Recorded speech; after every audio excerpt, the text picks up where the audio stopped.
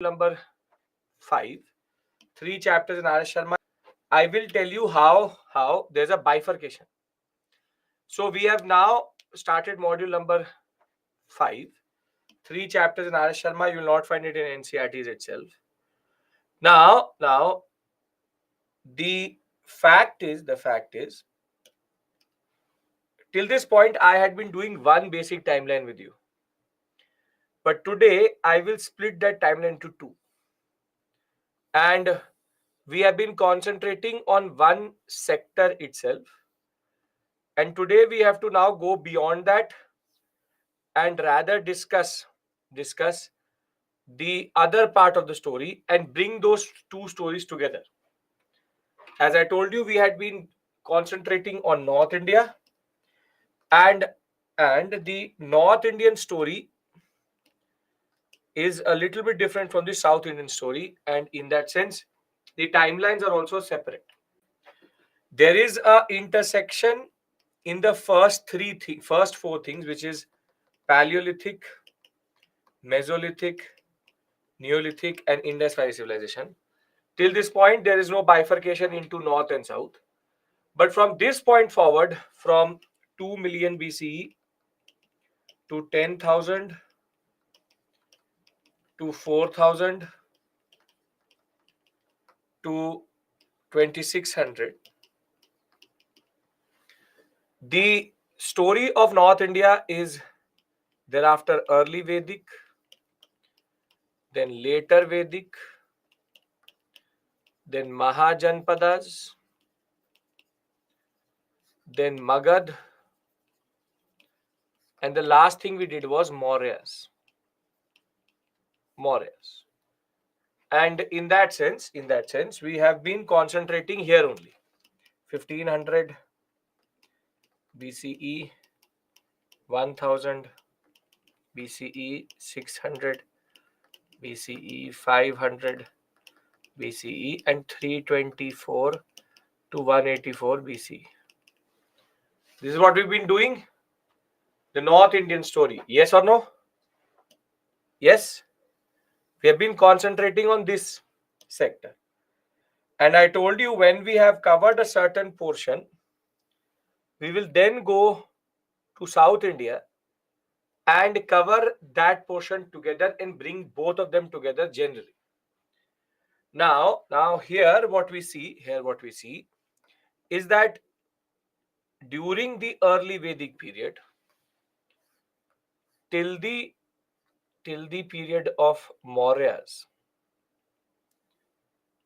there is something called the megalithic phase.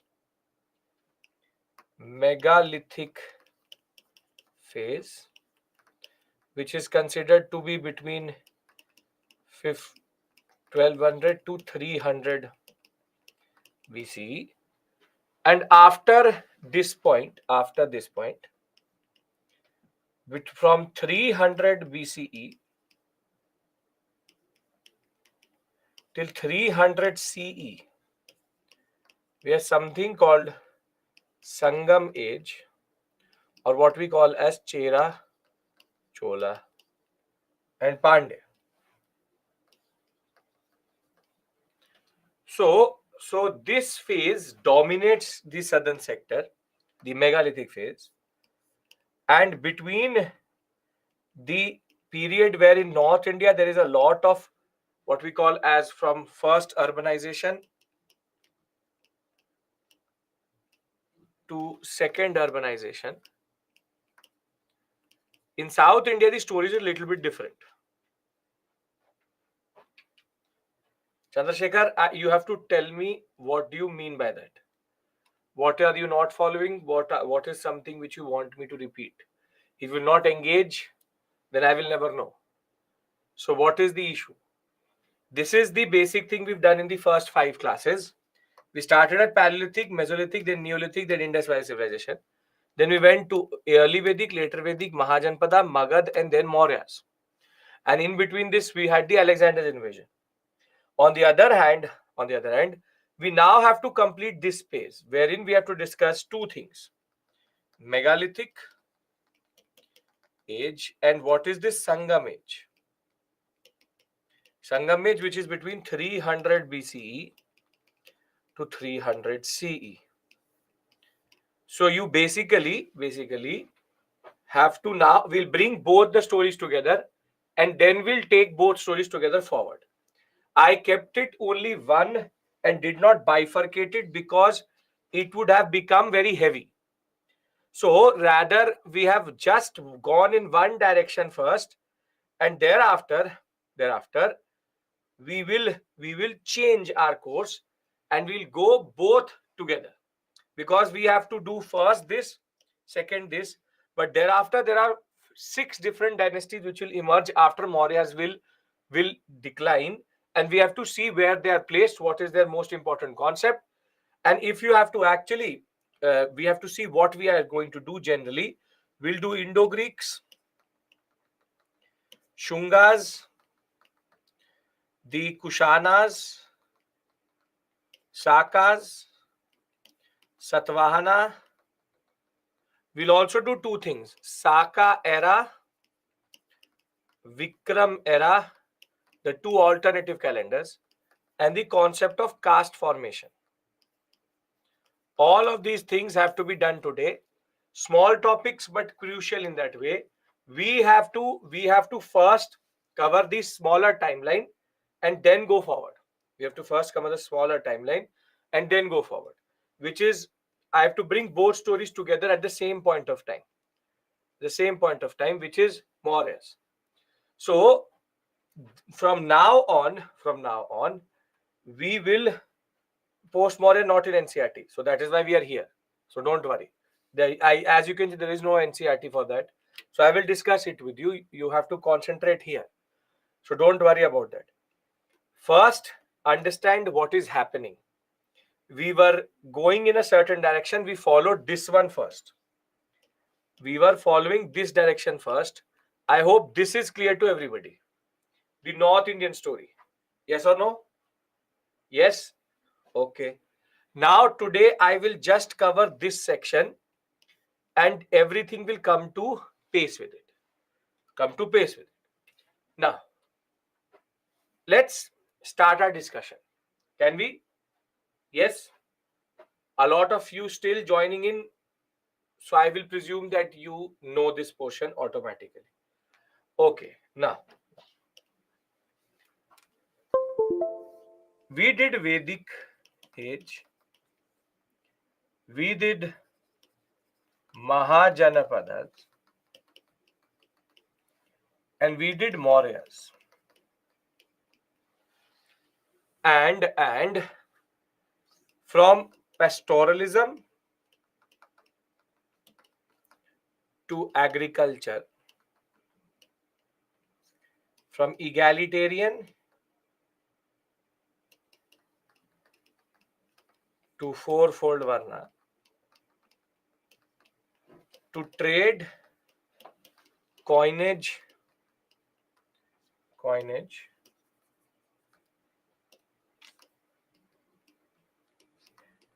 and 3 religions, to centralized empire,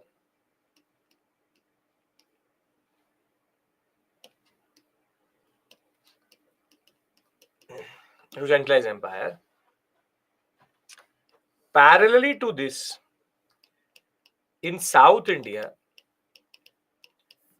we have one very big phase which is called the megalithic age, which spans between close to 1200 years. And by the time the Mauryas, as we know already, the Mauryas were rising, Ashoka used to started to refer to these Sangam polities. To the Sangam polities called Chera, Chola, and Pandya. Now, what does megalithic mean? Now, megalithic age refers to a period in South India wherein it is an agro-pastoral society which had agriculture and pastoralism as the main occupations. That is what agro-pastoral means automatically. South Africa or South America? No. Antarctica we are talking about. South India. Why will I talk about South Africa and South America? Kidhar? Sleeping. This means South India. Don't do this. South Africa or America. Antarctica. We are talking about Antarctica. How megalithic developed in Antarctica. How confusion? There is a point till you get confused. This is beyond confusion. I'm saying that I'm bringing the North Indian, South Indian story together. Why would I tell you the story of South Africa? You tell me. Or South America. And if I was talking about them, I would talk about Spanish and the Portuguese.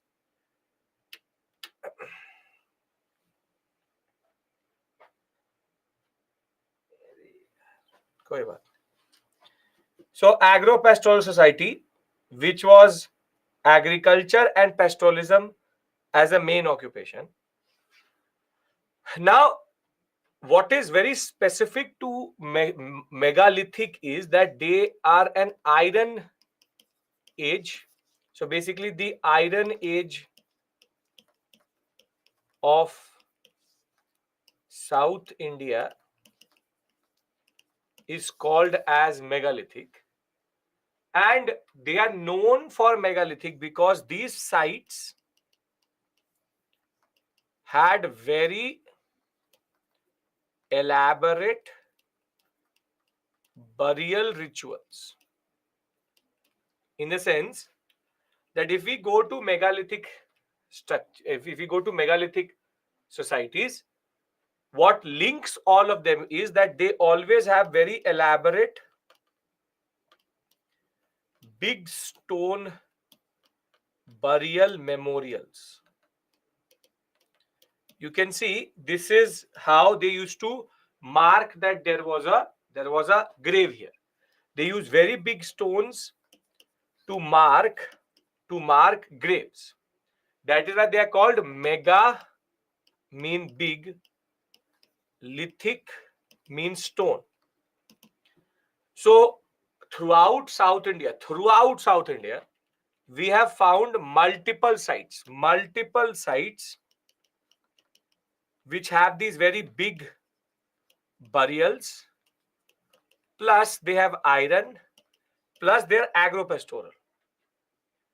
So these are mostly archaeological sites, because the fact is archaeological evidence is there, because of the fact that no text or literature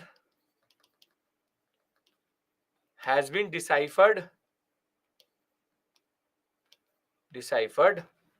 or found.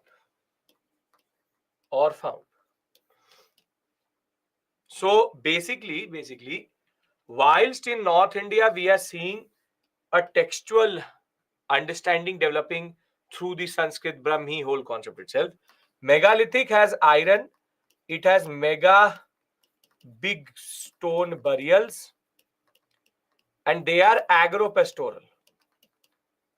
Agro-pastoral means that they are doing agriculture also and pastoralism also. And we believe that they also had a mature state, but we don't know the nature because we don't have any form of archaeological evidence, literary evidences. And over and above that, we also believe that they were complex society, because not everyone got a big stone memorial. So we believe that these big stone memorials are basically for important people of the society when it comes to megalithic. So whilst the Iron Age starts with later Vedic properly known from the early Vedic itself. Here, megalithic is the South Indian equivalent to that. South Indian equivalent to that. Pastoralism would mean animal husbandry. So, very simply, megalithic has certain characteristics. We don't know too much about these societies. We actually have no real idea, not a lot of information about them because of the dearth of literary sources. So basically from iron to big stone memorials to agro-pastoral and to the fact that sites are distributed across South India. And this is why we call it the megalithic phase. So just to add to this, connected with the beginning of iron technology in peninsular India, mega means big, lithos means stone, linked to burial practices. They use very big monuments to basically to mark a burial of a person. And from the Vindhya to the Aravalli to the Deccan Plateau itself, we found these basic ideas. Now, a very interesting thing emerges when you study megalithic. Very interesting thing. Mature in the sense that they had a proper state, because it would not have been possible. We have no idea about who is the king, what is the nature of polity. See, when it is based on archaeological evidences, it is all conjecture. So we call it a mature state, but we have no idea. Like Neolithic, like Indus Valley civilization, we have no idea if they were actually proper state structures or not, because what is left is just basic sites with burials. So are we clear about this point? What do I mean by megalithic? What is it linked to? Because megalithic actually has a very interesting pattern. Okay, now you see something. In North India, there is like a gradation. Gradation means that first you will find stone, then you will find copper, then we had bronze, and then we had iron. This is the way it was: stone, copper, bronze, iron.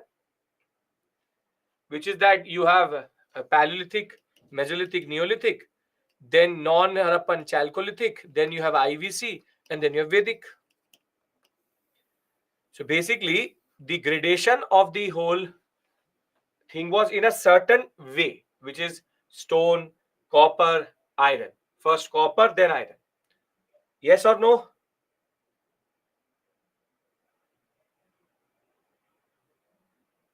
Okay. Now, in megalithic, we see something very interesting. In megalithic, there are two types of styles.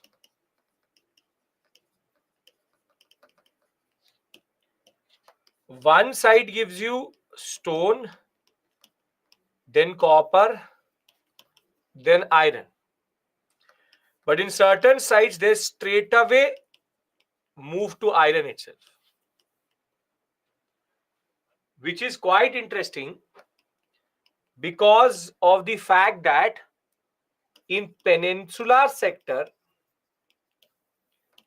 they were very, very, what we call as limited copper itself. Copper was coming from Khetri mines in Rajasthan. But when we talk about Karnataka, Tamil Nadu, the whole Maharashtra belt, what do you get more here? In the Karnataka, Tamil Nadu, Andhra Pradesh, Telangana sector, what do you find more? Iron. These are basically the iron deposits of India itself. So they did not have access to copper itself. And because they did not have access to copper, they did not go through copper phase itself. This is a very interesting thing because in a way, they went from there is a concept of Neolithic, then Chalcolithic, and then iron. Here, straight from Neolithic, they go to Iron Age. This shows you how raw material and environment dictates how you progress as a civilization. So in South India, there's no set pattern. In certain sites, we find stone tools and then we straight away find iron. No evidence of copper whatsoever. On the other hand, in North India, we will find in different levels, different things for sure. So with dearth of copper, generally India has a dearth of copper.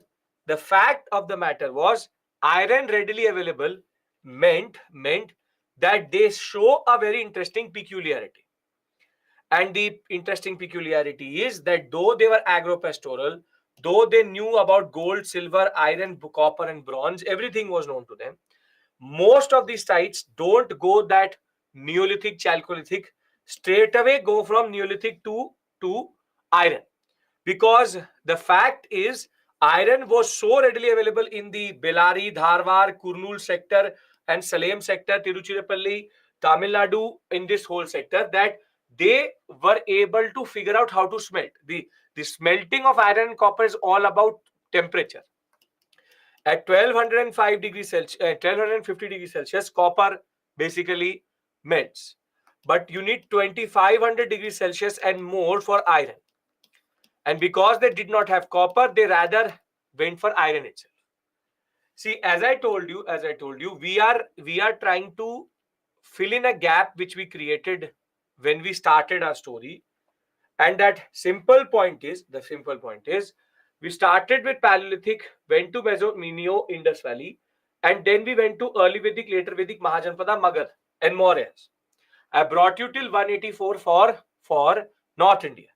Now I'm going through the southern sector and telling you that for a very long time, for 1200 years, we have multiple and thousands of sites which we find, and all of them represent a certain interesting understanding.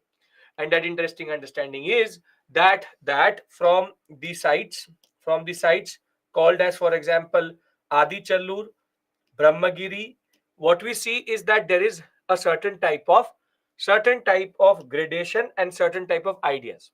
What you generally have to understand is, when there is from Vedic till Mahajanpada in north, in south you have megalithic at that point of time.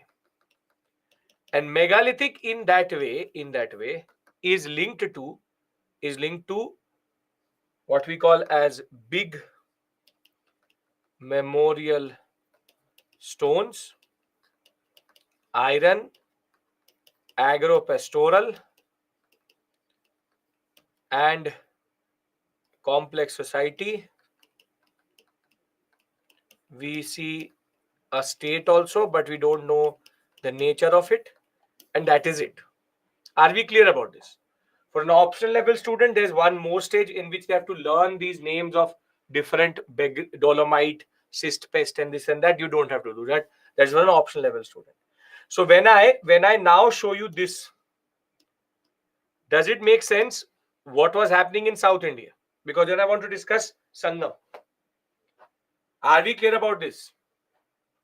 Yes. Now North and South story till 300 CE is proper. 300 BC is proper. Can we just assume that agriculture, there is complex society? There is standard protocol. If there will be agriculture, there will be complex society. And the fact that only some people get these big burial stones means that there was complex society. It's not a assumption, it's a formula. It will always be there. This means South was backward than North. That would not be true. Just because you don't have text, you have no idea what this area looked like. So that is again a assumption which you're making, because you do not have any textual references to tell you what it was. It could have been equally prosperous, but they did not, whatever they developed, they did not document it in that way. So Lakshana, if you'll not find it in PPT, you'll find it in the annotated PPT. Settle down over and understand what you have to understand. The annotated PPT will come to you. You will find it. So 6th, 7th comment you've made. Don't worry about that. In North, we have evidence of chain of dynamism, unlike South. In South, we have long megalithic period. This question actually makes no sense because there's no competition. What you are asking me is, okay, North is forward, South is backward. What are you getting out of it? You have North, a story which is written down and that you know about and you're talking about it. South megalithic phase means in that sense, if you really want to go that way, the southern sector is much more quicker in understanding iron. And they were very quick to realize from stone they went to iron, which rather shows a little bit of more maturity when it comes to technology and understanding of metallurgy. So don't judge because you have random texts which are talking about certain things. Sir, megalithic period is simultaneous. Say simultaneous. That is why they're on the same timeline. Megalithic as proto history. Not in a you can call it proto, but we don't have text. So it's prehistory, proto history in between. Okay. Devansh, wrong question, wrong place. Why Kozhikode given the City of Literature title? I should have asked me last night, not here. Okay. Did North and South have cultural disputes? Again, politics. Why? Why would there be cultural disputes? Rather, South will start to take under the Sangam period. There will be percolation of Vedic society into South India. Is there one thing to understand? Why are you talking like South India is in for example Australia? Obviously, there will be trading of North and South India. The whole subcontinent as a unit is one. Why are you saying that? Obviously there would be trade. Obviously there would be trade. When Uttar Path and Dakshin Path is there, if Dakshin Path exists, then they exist for the same reason, right? Dakshin Path will emerge here. If Dakshin Path is emerging because there were societies and structures which were there in South India, right? So this othering type of thing, why are you doing? Which is that, okay, is there this, is there that? No, it's the same story. I had just concentrated on one sector of the subcontinent. I'm now concentrating on the other sector of the subcontinent. Stop doing this. These tendencies will come out in the interview and basically mess up your interview. So the simple point is it's a proper structure. When we talk about the Indian subcontinent, we talk about Indian subcontinent. In the northern sector, there is a certain different trajectory which it goes because of the Aryan migration itself, and that will in turn lead to the Mauryas developing as the zenith point. Whilst whilst North India is figuring out how to go for iron, this and that, South India has already figured that out, and they have a megalithic phase. Unfortunately, maybe later, right now, unfortunately, because of the terrain of South India itself, and because of the iron deposit itself, because of the excavations itself, we may have lost a lot of history in that. And therefore, megalithic phase, till we don't find textual references, we are bound by these big memorial stones. Are we clear? Why, sir, trade is not happening in South with IBC time? At IBC time, there is still trade. Where did Indus Valley civilization get its gold from? Guess.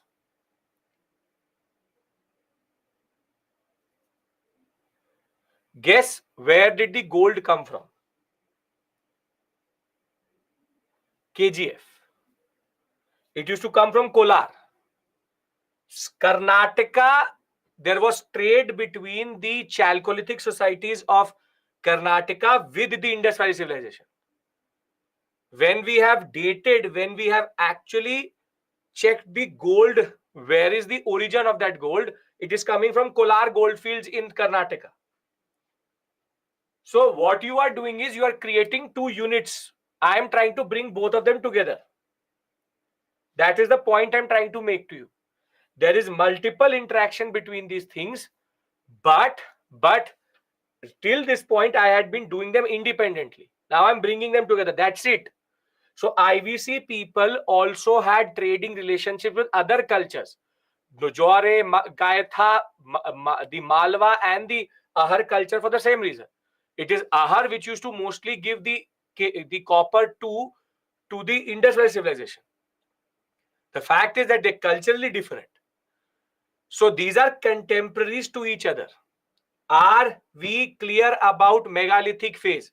If they give you a certain statement based question about its features, you will be able to identify. Yes, both north and south are developing in the same period. North we know more because of the texts. South we know only because of the megalithic structures. That is it. That is it. Textual reference is coming very soon, and that will give us a very interesting picture. Is there any chance of finding megalithic, Mesolithic, Neolithic in southern region?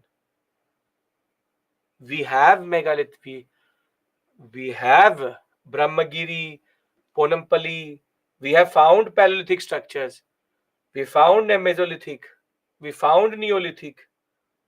I showed you a whole. What is the peculiarity of South Indian Neolithic sites?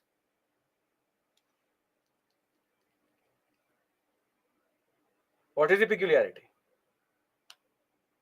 Ash mounds. So XY, whatever your name is, obviously it's not XY. What you didn't pay attention. We have been talking about Paleolithic, Mesolithic, Neolithic sites. After that, I went into a certain direction. I told you about non-Harappan Chalcolithic cultures. And thereafter, I just stopped there. And now I brought both of them together. Okay, now that megalithic is done,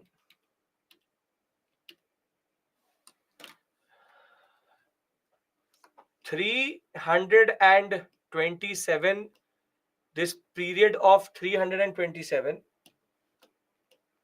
to 300 BCE till 184 BCE is known for Alexander, Chandragupta, and thereafter Ashoka and the Mauryas.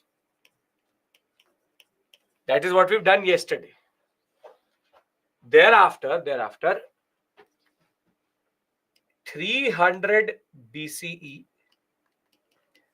to 300 CE in what is called the Deep South, the history of this period is reconstructed via a set of texts which are called Sangam literature. These are called Sangam literature because 3 Sangams happened, which is conferences. And in these 3 conferences, these texts were produced. Now, the Sangam texts or Sangam literature written by the Pandya kingdom organized Sangams talk about Sangam polities. And these polities are basically the story of Cheras, Cholas, and Pandyas. And what we know now of is that the Mauryas also referred to the Cholas, the Pandyas, and the Kerala Putras, which was basically reference to the Cheras. So these things match together, and in a way, the Sangam literature and polities are contemporaries to Mauryan dynasty. But what is interesting is they will outlive the Mauryas. They will outlive the Mauryas because they will go beyond 184. They will go till 300 C. While the Mauryas survived only for 200 years, they will survive for 600 years. Now, what are these texts which I'm calling as Sangam?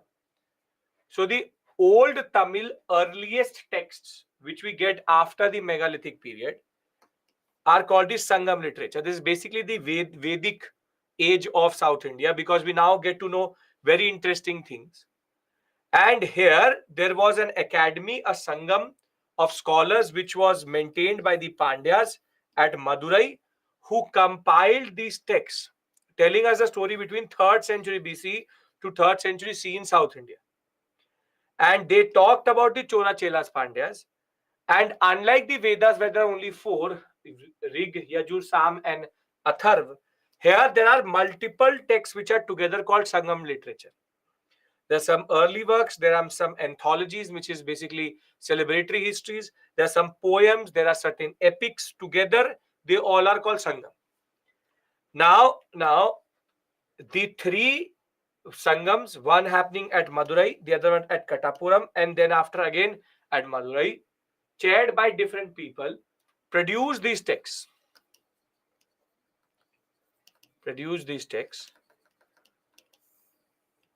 And very interestingly, Sangam literature has a very interesting peculiarity. There are poems in it, and the poems has emotions. And ironically, every emotion is linked to a certain Tinai. Tinai means landscape. So, for example, you have desert, you have spring, you have autumn, you have rainy season, and each of these Tinais, the poems are expressing that type of emotion itself, which is quite interesting that ways.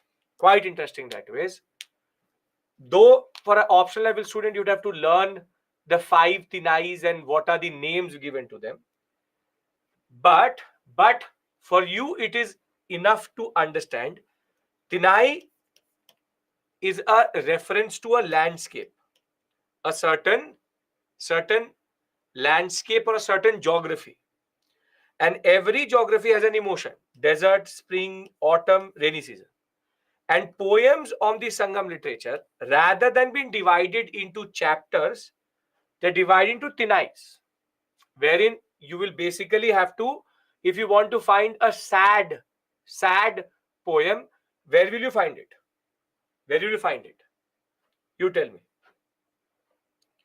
You'll find it in the desert.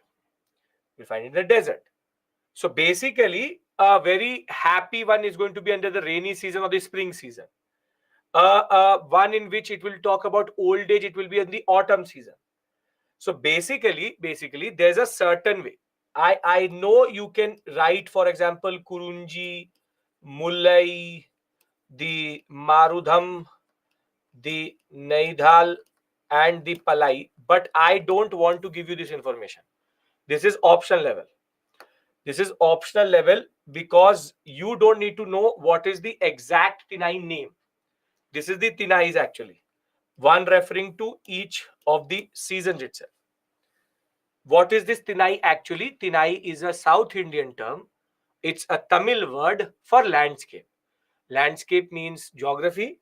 Geography gives you emotion. Emotion gives you Tinai. And therefore, every poem is grouped into separate Tinais, separate emotion as expressed by geography, which is a very interesting way of grouping things. Are we clear? You don't have to do a thesis here. Are we clear that Sangam poems express emotions. Emotions are in the word. If you see the word Tinai, automatically understand they are talking about Sangam literature, because Sangam literature is chapterized into Tinais. Okay. Now comes the $1 million question.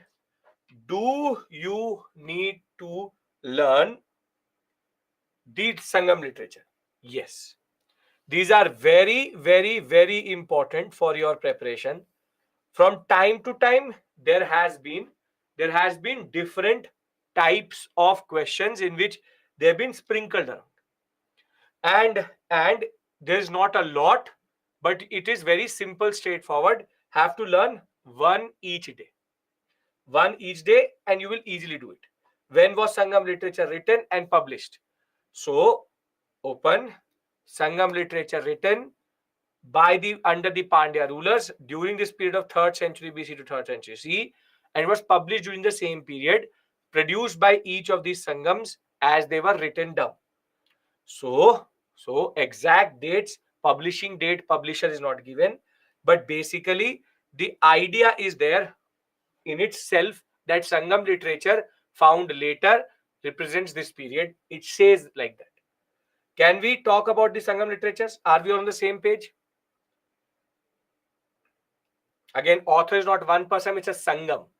It is thousands of poets coming together. Which is the most important one out of the 5? All are important. Okay. This module was hard little bit. Abhi shuru hi nahi hua asli. The hard part has not come only. And I'm still trying to just align the North and South Indian story. What is happening is, if you will not pay attention, there are multiple things happening together. And when multiple things start to happen together, this happens. So there your concentration needs to be very high. So rather than obsessing over something which does not really matter, concentrate. I'm just trying to do something very straightforward here, which is bring these two timelines together.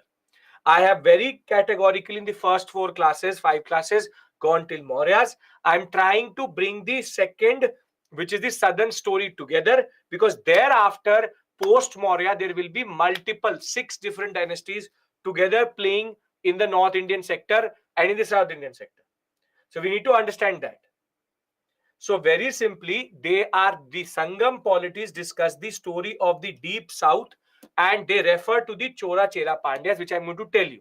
First, we need to see what are the Sangam literature. Now, the first one is Tolkappiyam, which is Tolkappiyam, written by Tolkappiyar, is a grammar book, and that is why we know about how to read these texts. It's a Tamil grammar book, and therefore it allows us to understand how to read this text itself.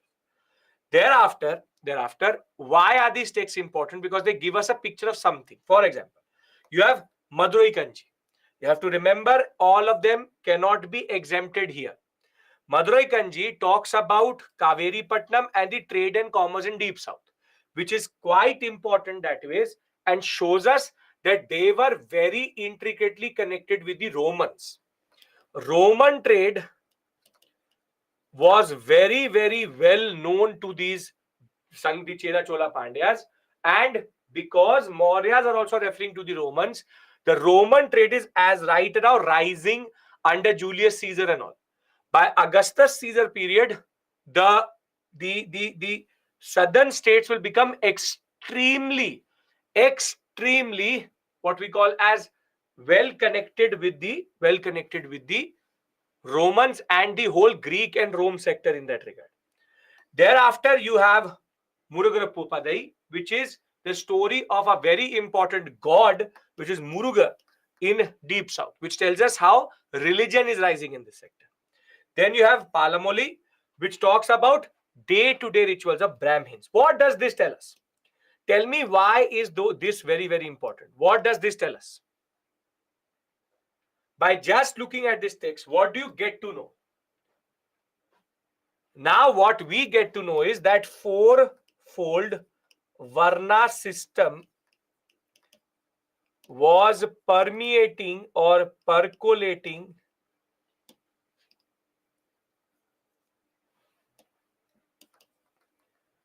permeating into South India. So till the period we have megalithic, we don't know about the social division.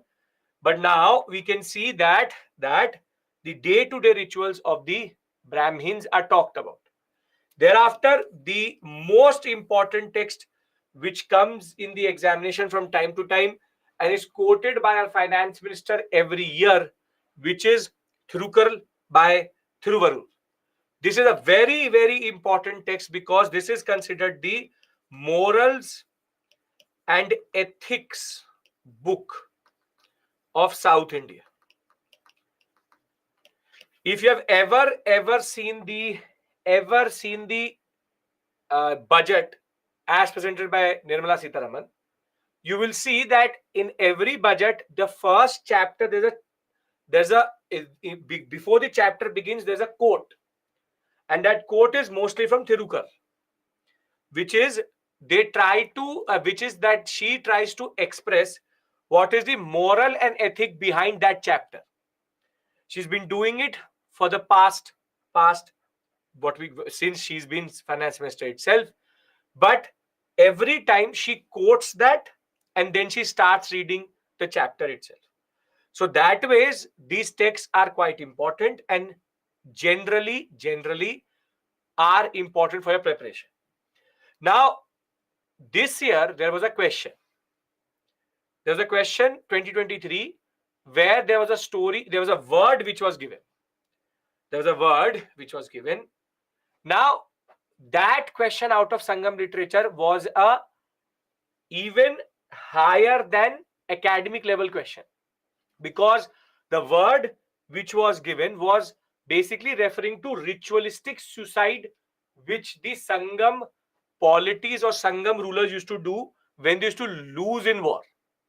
But now the point is, there is nobody who can basically go through each and every Sangam text and learn each and every word which is written in it. So the basic advisory which I always give my students is, with regards to Sangam, if it is a standard question, attempt it. If it's an extremely difficult question where they're asking you terminologies, be it Sangam, be it any text, don't take a negative there.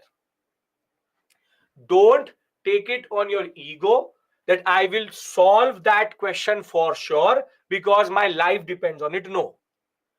Out of the 15 to 20 questions which will come out of history, there will always be 5 to 6 which base, not Korkai and Muziris. That is a very easy question. The out of 5 to 6 questions, out of that 20 questions, 5 to 6 will always be difficult. 25% of every subject and the whole paper is always difficult. So you just simply stay away from an area where you think it is too much. This is where you draw a line.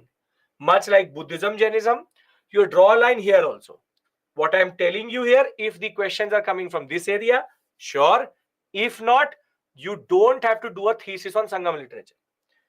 The basic point is, if 15 questions are coming, 15 to 16, out maximum 20, goes till 25 also. Ancient, medieval, modern, art and culture. Out of each one of them, 1 to 2 questions or one question will be very difficult. Every time. This is true for polity, this is true for economy, this is true for geography, this is true for current affairs. Out of 100 questions, 75 questions are standard, 25 questions are difficult. Now what you do is, students, what they do is they chase this 25%. They say, how can I answer this? And what happens is that they basically make sure that the 75 get messed up. 75 to 80 questions have to be answered properly. Reduce your negative marking. The more you reduce your negative marking, the better it is. Don't take it on your ego that I will solve these 25 questions, because that will be your downfall. That will be your downfall for sure. 110%. Because these 25 questions can only be done either through Google, or you knew the text, or an academic level understanding. And that is not possible for you when it comes to GS level preparation. Are we clear about this? I'm giving you a disclaimer here itself, because when you will see the mocks also, you'll find multiple random questions. Because now the standard has been set, they have given one question on Sangam literature tech a term. They will give now in every mock, there will be one question for sure. But that is not the way UPSC works. They will automatically change the pattern and nobody will get to know automatically. That is the standard thing which UPSC does. One time they ask a question, how many states are there between A and B? How to reach that point? They ask that once. Now every mock has that question. Since that day, since 2018, they've not asked this question only. That what is the total number of states between each of these? 1 year they asked NH number. What is NH number 1? NH number 2 goes from where to where? Asked once. Now every student becomes a truck driver, remembers every NH. But they've not asked any question related to that since the past 6 years. So the student who came to me and said that I remember each and every NH. And I said, okay, 44A and B are there. Now you tell me, where does 44A and B go? Don't have to become a truck driver. These people do it, which is start to learn NH names. Don't do that. One time question came. That is called paper chasing.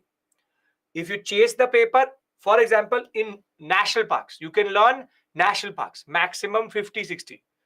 There are 483 world wildlife sanctuaries. Can't learn that. So always know where to draw the line, and I'm drawing the line for you automatically. Extreme questions, extremely technical questions. The biggest thing is close your eyes, ignore it, move forward. Do that paper where you can get that 100 and 120 and your job is done. Prelims marks is also not added to your merit. Right? Can we talk about the further Sangam text? Because I know people will become emotional here. They will say, that question came, this question came, that question, what about that? I know. Don't have to worry about that. Okay, now. As it is, we'll do previous questions today, so don't worry. Now, the three epics, which are considered quite important that ways, the Shilapadikaram, the Manimangalai, and the Shivaga Siddhamani, are quite important because of three very simple things. This text talks about the Chola rule and how Vedic Brahmanism was coming through into India or into South India. This talks about Buddhism, this talks about Jainism. So basically, these three epics in a way tell us how each of these religions were reaching and percolating into the southern sector. And you can see that the competition which is there in North India now is getting replicated in South India also. And whilst in the megalithic period, maybe they were immune to this form of understanding, now they aren't. Now they aren't, because now the Buddhism, Jainism, the Vedic Brahmanistic ideas are coming through. So the first thing was to remember these, what is called 3, and this total 1, 2, 3, 4, 5. That's it. Total 8 text I'm asking you to remember, not more than that. And I'm asking you to generally know that they represent the nice, and they are in a certain period, they tell us the story of certain rulers. Can we discuss those rulers? No, Pavitra, they can ask you statement-based questions also. Those are easier. If there's a quiz question, you can't do anything. In the examination, you should have the ability to understand which question is difficult and very easy. Quiz questions, where I ask you, tell me the meaning of this word. You can't figure that out. Statement-based questions, you can find words. There are certain ways of decoding it. That is the art of giving an examination. That is why giving mocks is very, very important. The more mock examinations you give, the better your skill develops to identify the level of the paper. What students don't understand is, if the paper is difficult for you, it is difficult for everybody. Then the cutoff is only going to go for 88.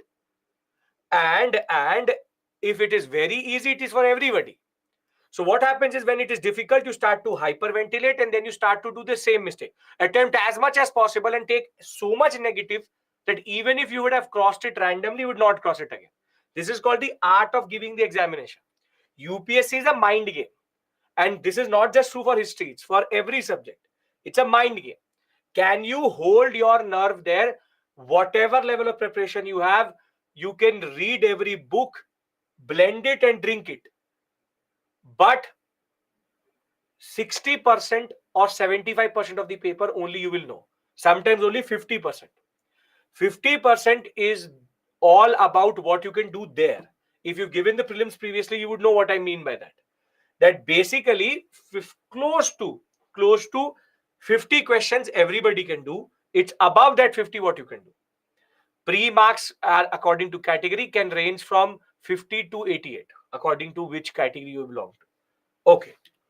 Now, the first dynasty or the first what we call as polity which the Sangam polities talk or Sangam literature talk about is a one which is known for its pearls. And this came in the examination straightforward. This time, that with reference to Korkai Mujri, what are they? And it basically straightforward was port cities. But the Pandyas talked about first by Megasthenes, later also referred to in the Ashokan edicts. They had their most important capital town in Madurai. They are known for their Roman trade and Roman emperors such as Augustus, Caesar, and Trojan knowing about Pandyas. And they are also referred to in the Ramayana and the Mahabharata text. And therefore, what we understand is that the Pandyas were known across the subcontinent for their pearls and their trade. Now, there is only one ruler who is actually properly referred to in this text. There are others also, but the whole history revolves around Nadunda Jelian. And he is to be seen doing Ashwamedh. He doing Ashwamedh refers to what? He doing Ashwamedh Yagya means what? This means that ritualized kingship of the Vedic period has now again percolated into the southern sector. And this is what we want to see, which is that there is ideas coming from the north and the Mauryans are basically pushing it. There is a percolation of Vedic Brahmanism into this sector. So for Pandya, you only remember Nadunda Jelian. Thereafter, you have the Cholas. Cholas are basically modern day, what we call as Tamil Nadu sector. And they are known for their Kaveri Patnam, Urayur, and Kanchi. But at this point of time, the two most important cities for them were Urayur and Kaveri Patnam. Kaveri Patnam is their port city. Urayur was their capital. And they keep on changing their status with regards to first and second capital. They are known for cotton. And we believe that King Elara was the first Indian to conquer Sri Lanka from the Cholas. But what you are thinking is, where is Raja? Where is Rajendra? Why are you not telling us about Raja and Rajendra? They are called early Cholas or Sangam Chola. In the examination, they will be referred to like this only. Early Cholas, which is 300 BCE to 300 CE, are only known for one ruler, Elara and Karikal Chola. Karikal Chola is believed to have developed the Puhar sector itself, which was again mentioned in the examination. And he built a very important dam which till today stands, which is in Chirangam. So Karikal Chola and Raja Rajendra, there's a close to 600 to 700 years of difference between these two. So when we talk about Cholas, Karikal Chola is the only Chola which is known right now properly. Thereafter, you have the Cheras. Cheras are on the other side, which is basically the Kerala sector. And the Cheras are known for Muziris, Tondi as two very important capitals. They keep on fighting with each other for this sector. And their borders keep on changing. So there's no exact border which they have. But the fact of the matter is the Malabar coast, which is the Kerala sector, Capital is Vanji. Mujris and Tondi are very important. Two very important, very important ports. What is more important is Augustus Caesar even built his own temple in the Chera sector, whilst the Romans having two regiments placed in Mujris. Mujris they used to see that they were worshipping their gods, so they developed their own god, which is Augustus Caesar, and he has a temple there. And the two regiments of the Romans were always placed in Cheras because Cheras had the best connection with the Romans itself. Now we also know that there's two very important rulers who are mentioned in different texts and of Cheras. One is Udayanjeral and Senguvatan, which is Red Chera, who's known for developing a very important what we call as religion and cult, which is the Kanagai, the Patani cult, which still exists in Kerala in that regard. The simple point is Chera, Chola, Pandya. You don't have to remember every ruler. Pandya, Nadun, Jalan. Thereafter Chola, Karikal and Elara. Chera, you have Red Chera, also called as or Senguvatan, and we have Udayan Jeral. Udayan Jeral. That's it. Can you remember these 5 names? That's it. Nothing more, nothing less. The real Cholas will come later. This is the early Cholas. Yes? Okay. After this, I give you a breather. Then we go to what we actually have to do. When we look at the administration, we again have multiple terms which emerge. For example, Mana, Vendan for the king itself. And officials again have very similar names. For example, Purohitar, Purohit, Dutar, envoy, Senapati or Senapati. But there are two words which are specific. One is this and the other one is this, which is Amyachar, which comes from Amatya, which is minister, and Orar, which is spy. Thereafter, there's also a way in which they divide the whole sector. The biggest province is called Mandalam, then district is called Nadu. You can have a small town, Ur, then you have a big village and a small village. Till today, these terms are used, which is Perur, Sirur, and Ur. Small towns could be called Ur, big villages were called Perur, and small villages are called Sirur. And Patinam is a word which is used for any port city, which still today is used, which is Kaveri Patnam, mostly Patnam. Patinam means coastal city. Puhar is a word which is mostly used for harbor. And we can see that again, same type of taxes are also taken. Kerai, which is land tax. Erai, which is paid to a person who has won that sector or is the local power, which means feudatory means local power. Custom, forced gift, which what would be the equivalent of Iravu? What would be the equivalent of Iravu? Forced gift in Vedic period? Very good. Bali. This is basically Bali in a different way. You give a forced gift to the king. Beautiful. Very good. Which shows that you are trying to connect these two. Perfect. Thereafter, you have the Veriyar who tax collects. Now, you have to remember these words. Can be sprinkled from here and there. Can't help it. But the way it is, one each day, not very difficult. Here, I give you a breather, 5 minutes. And thereafter, I have to do a very important discussion with you, which is post-Maurya. Finally, I have brought you together at one point. And now I want to go forward and discuss post-Mauryan dynasties. Are we clear? Yes? Okay. So you want to be on that slide. Okay. This one. Okay. Okay.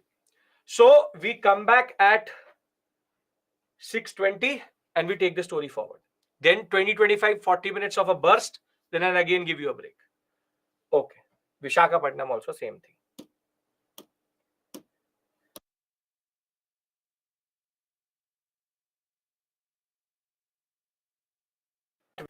Pronunciation. Most Kannada name have to practice constructive. Mahajanpadas, Magad and Mauryas, 184 BC. We have megalithic, and then we have Sangam.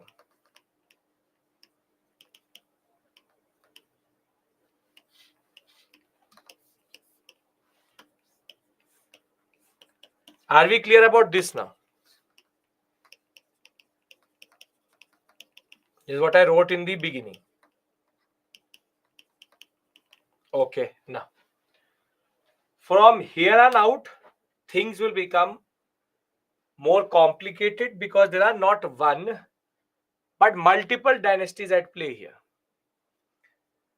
Now, when I talk about post-Mauryan dynasties, I'm talking about the period between 184 BCE till 300 CE.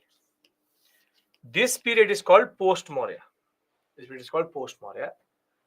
And here we have Shungas, Sakas, Indo-Greek, Kushanas, Sangam, Satavahanas. Now the point is,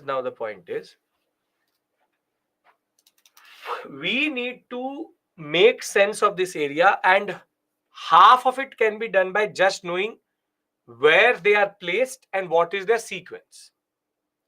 Because most of the questions can be managed like that only. Obviously, if you know me now, you would know that I am not going to do a thesis on each one of them. That is not my purpose. Rather, whatever is necessary, we will do, and we'll create a certain picture. So what I want to do in the next Kanav is after. What I want to do right now is that I want to create a picture in your mind. First, I need your imagination, and then I will give you a table. Can I use your imagination? Again, how we did it in, for example, the Alexander period. Yes, okay, perfect. So let's start imagining. We are in the period between 324 BCE and we are between this period 324 to 184. At this point of time, there are two basic units in India. One would be the Mauryans or the Mauryan Empire, and the other one is Sangam. If I want to add one more sector, I add the contemporaries of the Mauryas here, which is called the Seleucid Empire. This is the basic configuration, yes or no? These are three units which we saw between 324 to 184. This is what we saw. And they are stable to one another. They are stable to one another because this border in that sense was a friendly border. However, 184, something happens. In 184 BCE, the commander-in-chief, the Senapati of the Mauryan dynasty, ironically a Brahmin named Pushamitra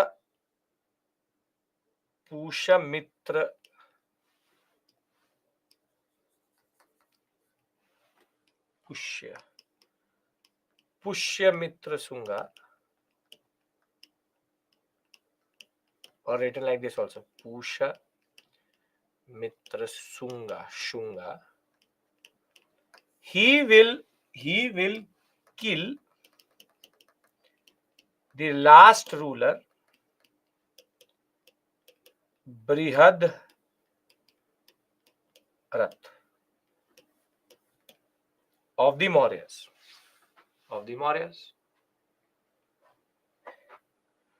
Now, this means that Mauryan Empire was declining and was now going to end. Now, you will ask me a question, sir. How did Mauryas decline? How did the Mauryas decline? And I will tell you that every dynasty declines the same way. Every dynasty declines the same way. Every empire declines the same way. And there's a certain recipe for it. There's a certain recipe for it. Who is that Brahmin? That's the Senapati Pushyamitra Shunga. And the recipe for decline is very straightforward. First, you switch on the fire called weak rulers. On that, you put a very beautiful pan, and now you add what you need to add.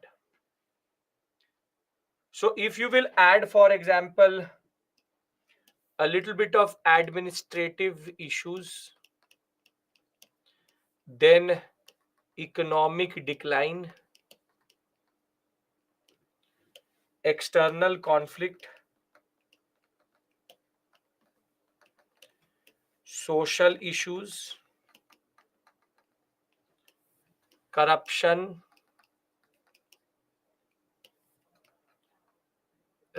or what we call as resentment or dissent, we can say.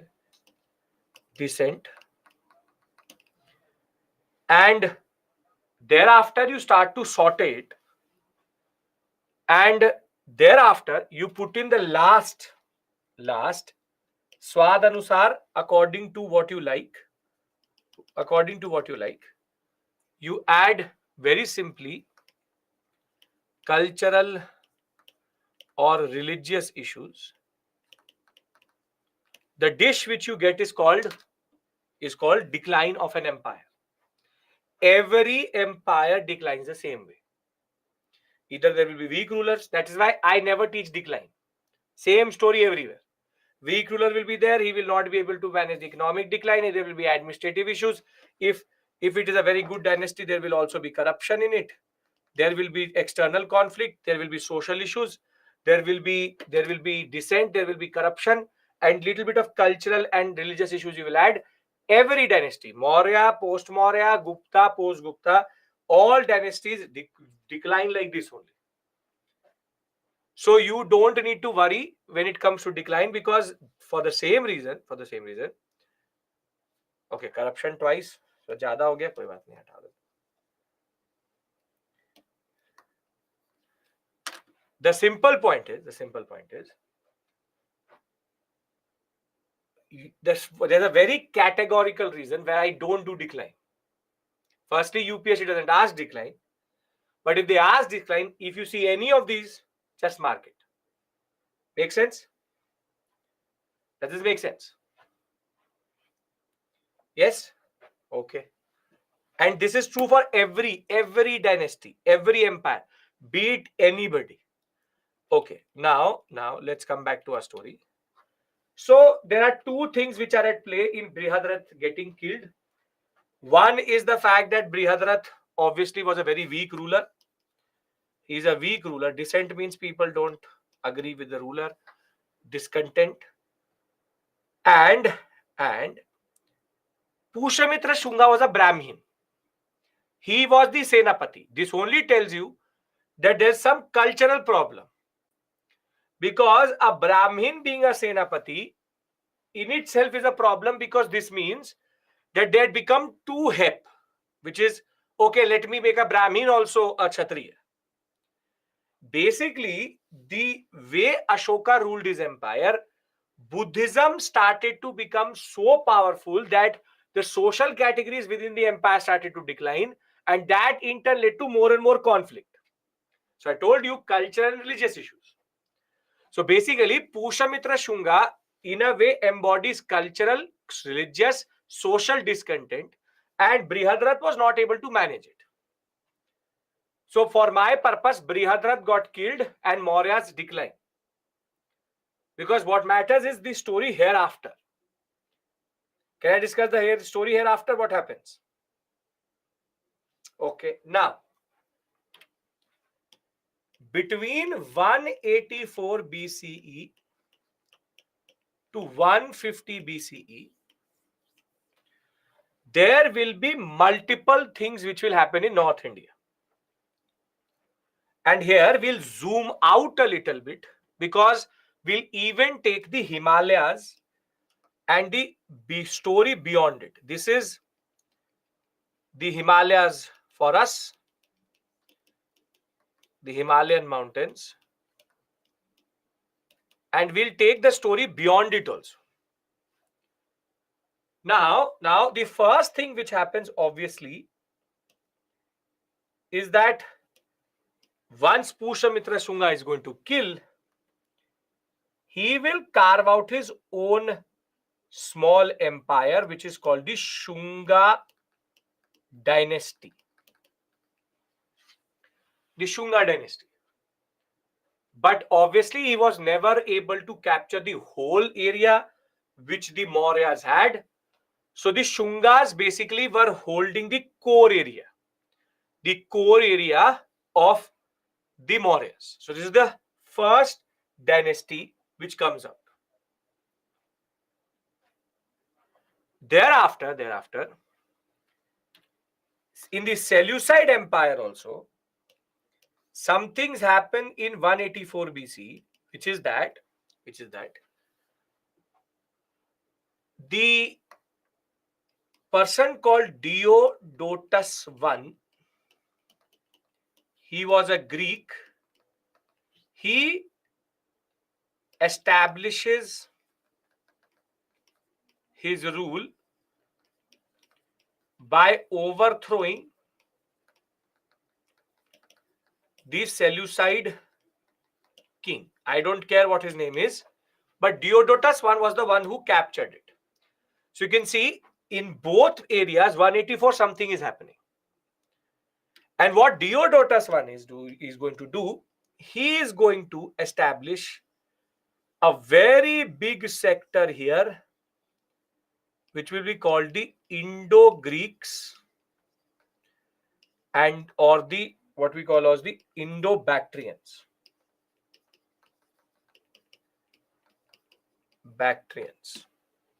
Indo-Greeks or the Indo-Bactrians. They used to rule from a place called Bactria, and they had two sectors. The Hindu Kush Mountains, two down.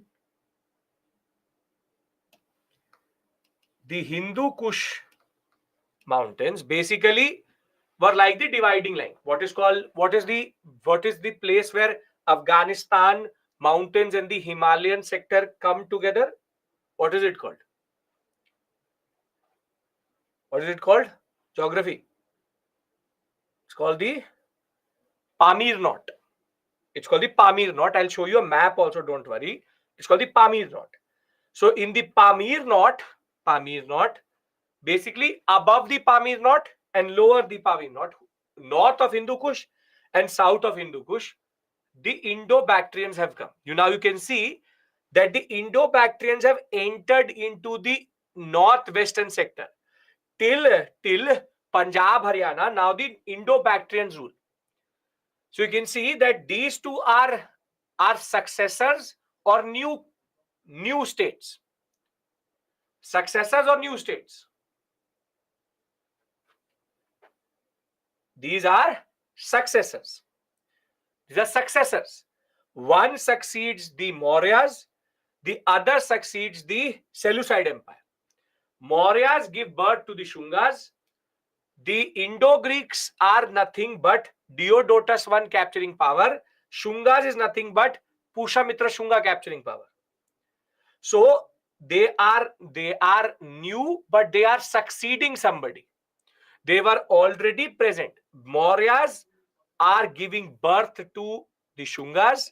Seleucid Empire is giving birth to the Diodotus Empire, which is Indo-Greeks. They're called Indo-Greeks because they are Greeks, but they have an Indian side also. So Shungas are the successors of the Mauryas. Indo-Greeks are the successors of the Seleucid Empire. Are we clear about this? I'm not going to now go into a difference between successor, new state. I really don't care. You want to call it a new state, you call it a new state. I'm not going to get caught up into something which is immaterial. The simple point is successor and new state would be somebody who's coming out of India, who's coming from an outside sector, and he has no antecedents in India itself. Pushamitra Shunga was the Senapati of the Shunga of the Mauryas. Diodotus I was the commander-in-chief of the Seleucid Empire. Are we clear about this? I told you start to pay attention, because if you won't, things are happening very quickly. Are we clear? Who are Indo-Bactrians? Greek rulers who ruled from Bactria. That is why they called Indo-Bactrians or Indo-Greeks. I want everybody's yes, because there's one player which is missing. There's one player which is missing in this story, and that we have to discuss. The rise of the Shungas is 184 BCE. The rise of the Indo-Greeks is 165 BCE. So they are more or less contemporary to each other. Hindu Kush role is that there are two sectors, one north and then south, Indo and Greek sector. Now, we know that in the deep south, we have the Chera, Chola and Pandyas. So that is totally fine. We have the Greeks. This is the Sangam sector, Sangam polity. But there's also one more player missing, which came to India in 150 BCE. And they are called the Shakas, the Indo-Parthians or the Indo-Scythians. Now, to understand that, you have to go a little bit beyond India. Here you have the Chinese Empire. And a ruler called Huang started to expand. He started to expand. And very simply, when he started to expand, there were two tribes here.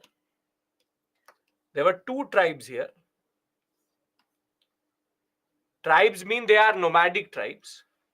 One is called Yuchi tribe, and the other are called the Scythians.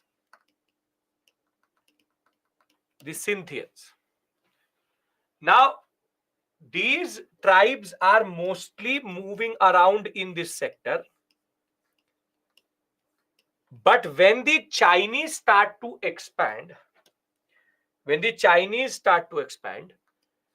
they start to push these tribes out of the Tibetan sector and I told you I need your imagination, out of the Tibetan sector and towards the Central Asian sector. Now, if the Yuchi will get pushed, what will they do? If the Yuchi tribe will get pushed, and remember their name because they are also important to us. If the Yuchi will get pushed, what will they do? They will further push the Scythians.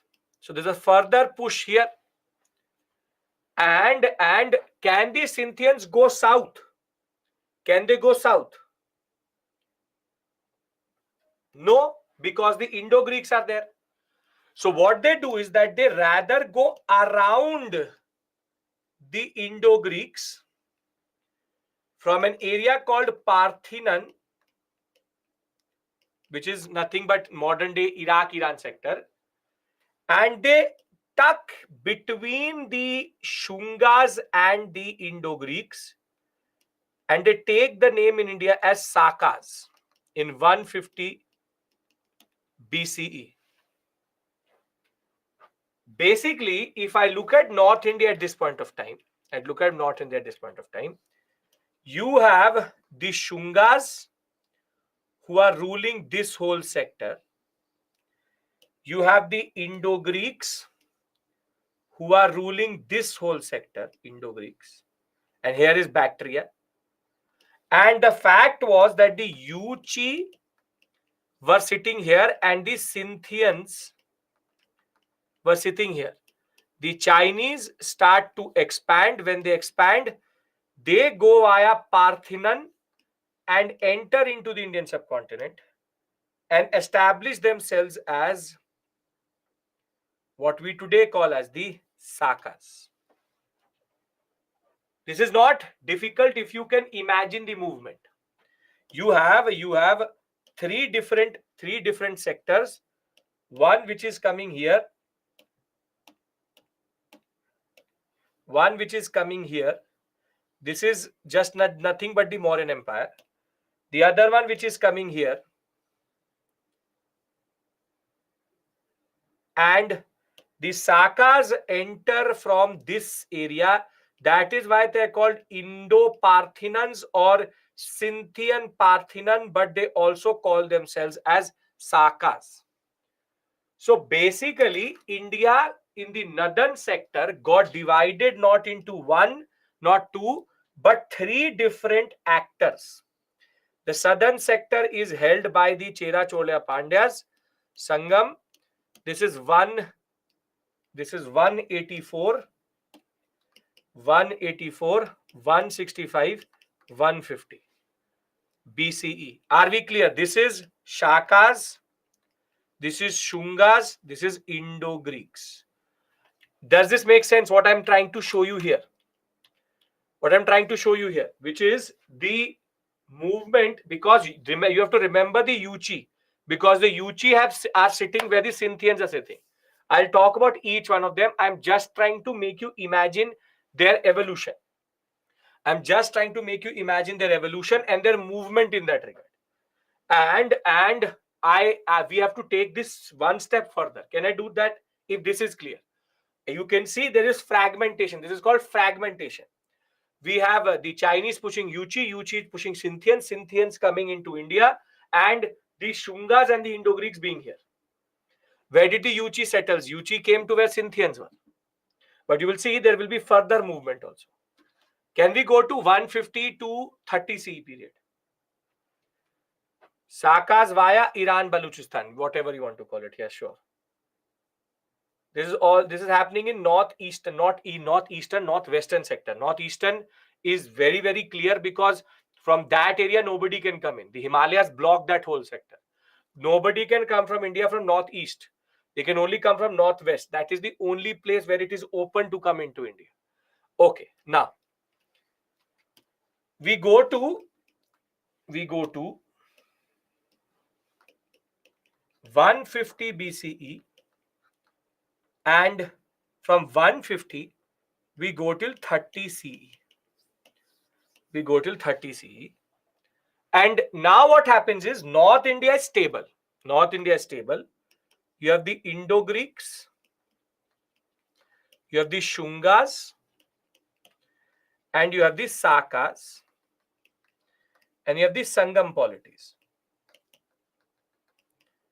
And as I told you, our very good friend Yuchi are sitting here. I'll tell you what this Yuchi is. You will get to know very soon. And this is basically the Himalayan sector in that regard. This is the Himalayas. Now, this should not be a problem to anybody. We've already discussed this. This was the last discussion we had, that these are the 3 to 4 areas which have developed. One in 184, one in 165, one in 150. I hope this is not a problem to anybody. Not a problem to anybody. Does anybody have a problem here? No. Now, what happens is that in the Deccan sector, rise a new power. They are called the Satavahanas. In 100 BCE, the Satavahanas rise, and they basically hold the Deccan sector. They hold the Deccan sector. Satavahanas were also Brahmins.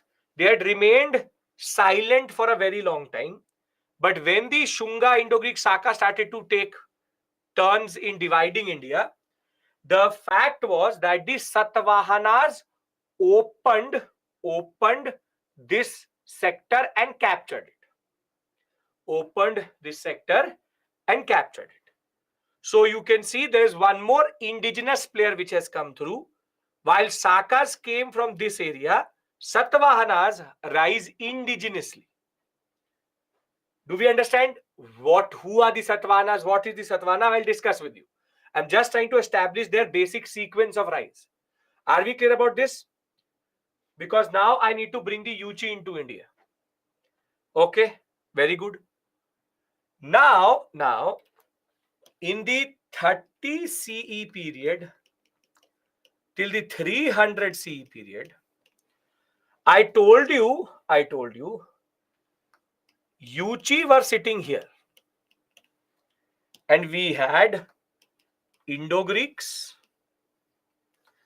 the Sakas, the Sungas, the Satavahanas, and the Sangam. This is how it is. This is how it is. This is how India is, which is Satavahanas, Sakas, Sungas, Indo-Greeks, and the Sangam polity. I'll give you a break after this exact point. Now, I told you that the Yuchi were sitting. But who was expanding at this point of time? Who was expanding at this point of time from this side? The Chinese Empire. They had pushed the Yuchi. Yuchi had pushed the Sakas. Now the Yuchi were here. But the Chinese again come further this side. They again push the Yuchi. But the Yuchi, unlike the Sakas, were quite powerful, and they enter into the Indian subcontinent, and you very fondly remember them as the Kushanas. And basically, this whole sector,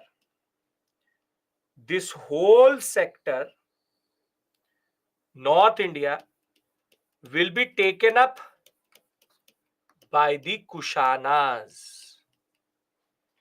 And now only 4 powers will remain: Kushanas, Sakas, Satavahanas, and Sangam. This is 75 CE. This is between 60 to 75 CE. Basically, this is the Kushanas. The Kushanas push the Shakas. Shakas come to India. Chinese push the Kushanas, then into the Sakas. Sakas come to India. Later, the Chinese further push the Kushanas, and they come into India. They change their name because Indian texts don't call them Yuchi. And though Indian texts call them Yuchi, you don't know it. You don't know it. I know it. Academics know it. You don't know it. The fact is, the Chinese Empire was quite powerful, pushing further towards the Tibetan sector. This is how China became from what we call as the South China Sea till the Tibetan sector. So what I want you to do is, I'll give you a break here. What I want you to do here is, I want you to imagine this in your mind. I'm trying to show you a certain picture. If you look at it, it's like an animation. We started with Seleucid Empire, Maurya and Sangam. Then we saw Indo-Greek, Shunga, Sakas, and Chera Chola Pandyas being there. Then we saw the Sakas coming in and making it from 2 to 3. And from 3, we had the 4th player, which is Satavahanas. And then we see the Kushanas coming in and capturing the declining Indo-Greeks and the Shungas. I will give you a table that will be more helpful, but I hope this makes a little bit of sense to you. Why couldn't the Yuchi tribe that was so powerful take the Indo-Bactrians, and Shungas couldn't resist Chinese Empire? Because China is quite powerful, very big empire, very big army. Yuchi, the Indo-Greeks and Shungas were declining by this point of time. Can we take a break here? Picture is more or less clear. I will cover previous year questions, don't worry. Impatience, not expected. This from this area, you will not get these type of questions. This is an area which a lot of questions come, but students don't know how to tackle it. So this is what you have to understand. We take a break here. I come back. I make a table. This is all very complicated. No NCERT talks about it. This is Upinder Singh gist of at least 120 pages to you.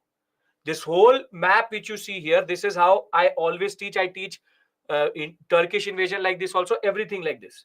We do it like this only, which is map based understanding. This is a very good way of visualizing. If you can visualize, you can then obviously remember it automatically. We will come back at what, 7:10, and we'll take the story last.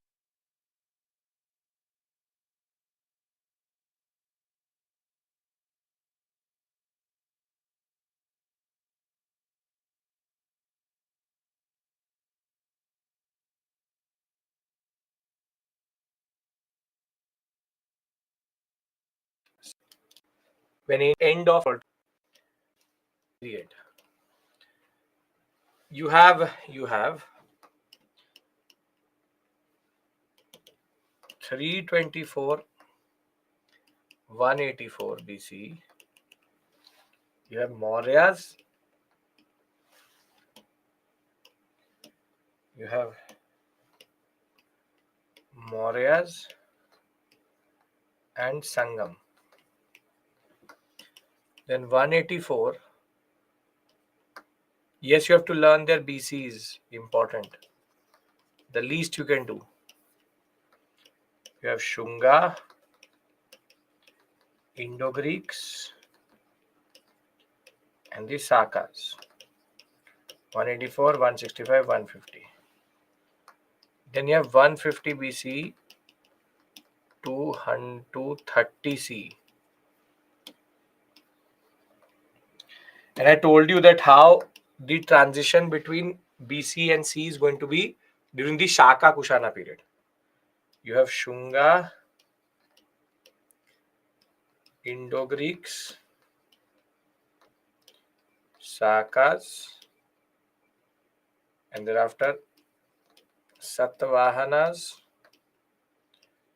and Sangam. And last is 30 CE, 300 CE, and that is Kushanas, Satavahanas,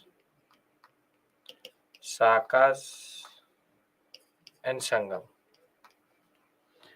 If you go by the absolute way in which the chronology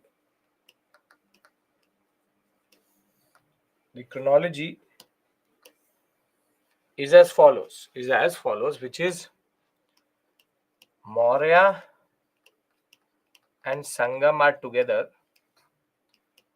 then Shunga, Indo-Greeks, here also Sangam. That is implied. Indo-Greeks, Shakas, Satavahanas, Kushanas. I have written it there, Sangam polities. That's implied, but sure, why not? 1, 2, 3, 4, 5, 6. Were Kushanas and Shakas ethnically Mongoloid? No.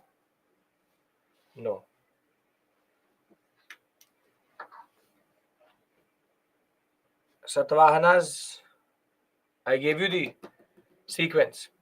This is the basic sequence. Shunga, Indo-Greek, Saka, Satavahana, Kushana. Kushana is the last one. And as I told you, they coexist. Sakas are also called Indo-Scythians. They are also called Scytho-Parthians. They're called Indo-Scythians also, but they're basically called Sakas. Scythian is their identity, which is like Yuchi for Kushanas. But in India, they're never called Saka. They're not called Scythians. They're called Sakas. Are we clear about this chronology? Because I've given enough time to this. I would like to now talk about the political history. Why couldn't Kushanas capture Shakas? Won't they have? Who were their earlier rivals? Because of the configuration, the way it is.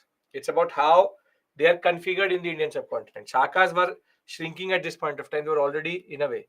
See, the simple point is, if you look at the map,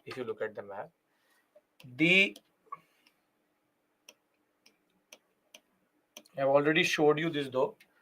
I've showed you this Shunga, Indo-Greek, Saka, Kushana, and I've also showed you this Sangam and Satavahanas. But if I had to put them on one map, then this becomes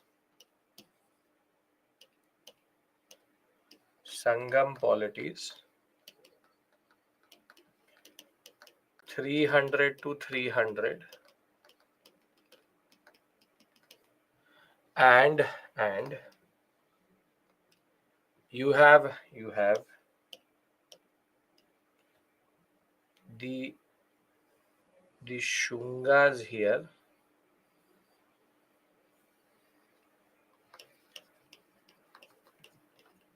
You have the Indo-Greeks,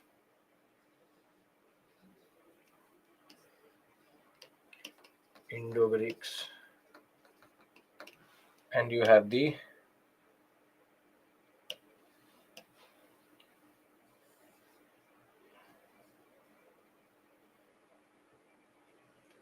Shakas. Later, there will be a larger ruler who will basically capture most of this and consolidate North India, and that pink is Kushanas. Dating is 184, 165, 150, 100 Satavahanas and 30 C. Yes? Are we clear about this? I cannot emphasize this enough. If you understand this sequence, half of the job is already done. Right? Okay. Satavahanas were there but didn't made any. They initially did not have presence. By 100 CE, they will become important. Okay. Now we have to go into their political history. Now, the simple point is that I really don't care about any of them very, very, very fondly.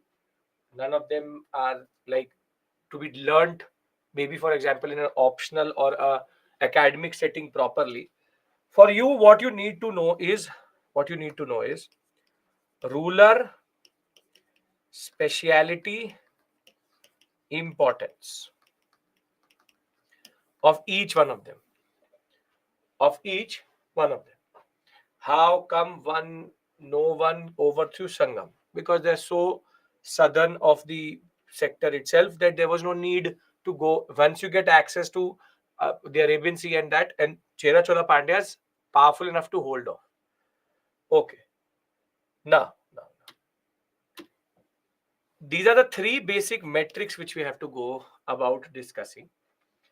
And the first such dynasty is, as we know, called the Sungas. Now, Pushamitra Shunga is the founder, and he is the one who killed Brihadrat. In this, you again have to remember the first, second, and last ruler, which is Agnimitra, because he was part of a Kalidasa poem and drama called Malvika Agnimitra, and Devabhuti is the last ruler. Now, what are the Shungas known for? Shungas, I'm going to make this for every dynasty, and this is what you have to remember. Shungas, Pushamitra Shunga,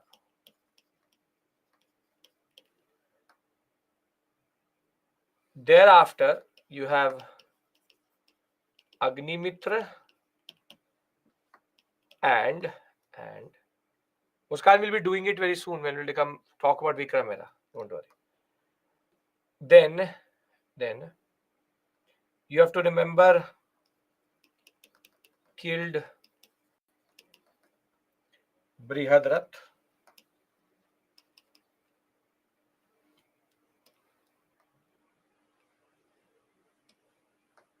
Brihadratha. And the speciality of the Shungas is that they are Brahmins.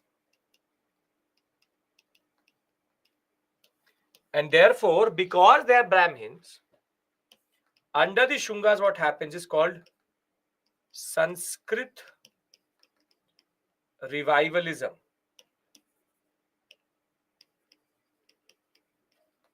Sanskrit revivalism. Wherein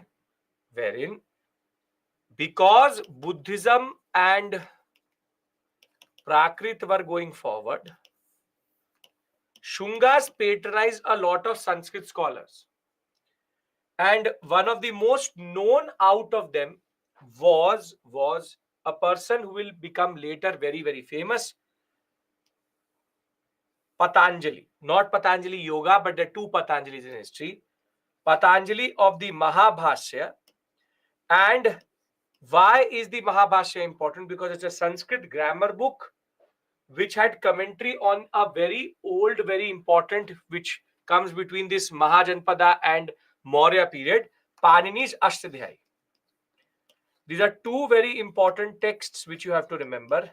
Patanjali's Mahabhashya and Ashtadhyayi of Panini. These two texts became very popular during this period because they allowed Sanskrit to gain prominence again.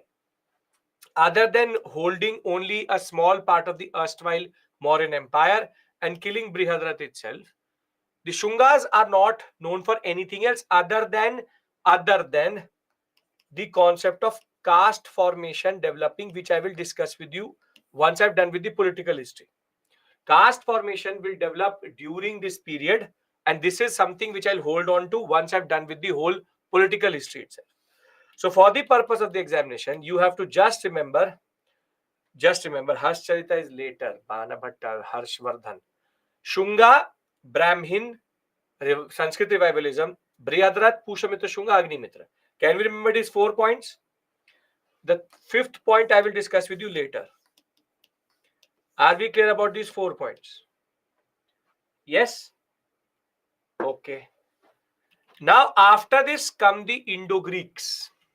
The Indo-Greeks, who are basically a part of the Seleucid Empire. Diodotus I rebels against the Seleucid. He was also the commander-in-chief. And from Bactria, somewhere here, they will start to rule in the Indian subcontinent also. And the fact of the matter remains is Indo-Greeks are very, very important culturally in the Indian subcontinent. They will rule from Bactria, come in, and their basic border is going to change from time to time. But Indo-Bactrians are known for something very, very, very important. So Indo-Bactrians, you have Indo-Bactrians, or also called Indo-Greeks. The founder Mauryan Empire is captured by Pushamitra Shunga, yes. Founder Diodotus I. And Indo-Bactrians, the most celebrated ruler is a person called Menander.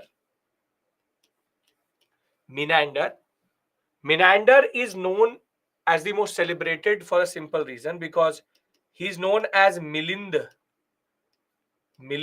in a text called Milinda Panha, which was written by a person called Nagasena. A person called Nagasena. This came in the examination this time, straightforward. I'm only asking you to remember these names. Menander is the most important ruler, and Milindapana is the text written by Nagasena, which talks about this Indo-Greek ruler, how he engages with the Buddhist religion. But what Indo-Bactrians are actually known for, they were the first to, the name of the text is also written, the name of the author is also written. Open your eyes and look on the screen. They were first to introduce, he's not called, that was the basic point. He's called Nagasena. He's called Nagasena. Certain texts call him Nagarjuna. But the text has to be Nagsena, not Nagarjuna. They were the first to introduce proper coinage in India. They were first to introduce proper coinage in India, which are called Indo-Greek coins. It's called Indo-Greek coins. See, the most known ruler is Menander, also known as Milinda, through the text called Milindapana by Nagasena. And he ruled over Bactria, both the Hindu Kush north and south. And his wife Agatha Kothia and his son Strato are two of his successors who are also talked about in Buddhist texts. But the reason why Indo-Greeks are Indo-Greeks and known for them is because they introduced what is called as proper coinage in India. Proper coinage. These are called double die struck coins. They're called double die struck coins. See, first coinage in India comes when is the first coinage?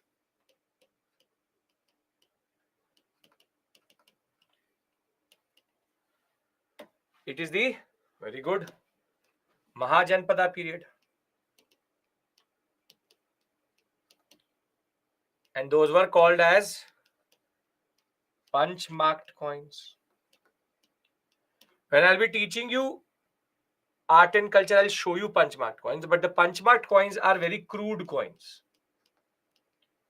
Some are rectangular, some are circular, some are oblong, some very, very irregular. They were very irregular, and they're called punch marked because they have certain marks on their front side, on their first front side.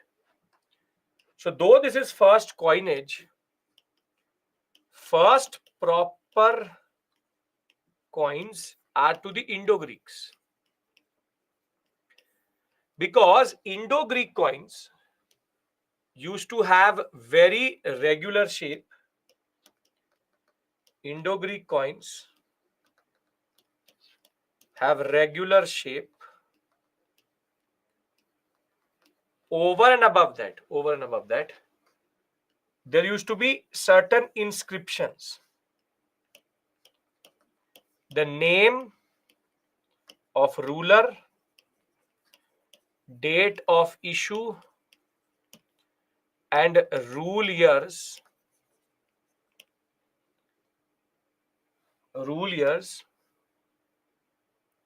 were mentioned. On the front side, you also had the portrait of the king.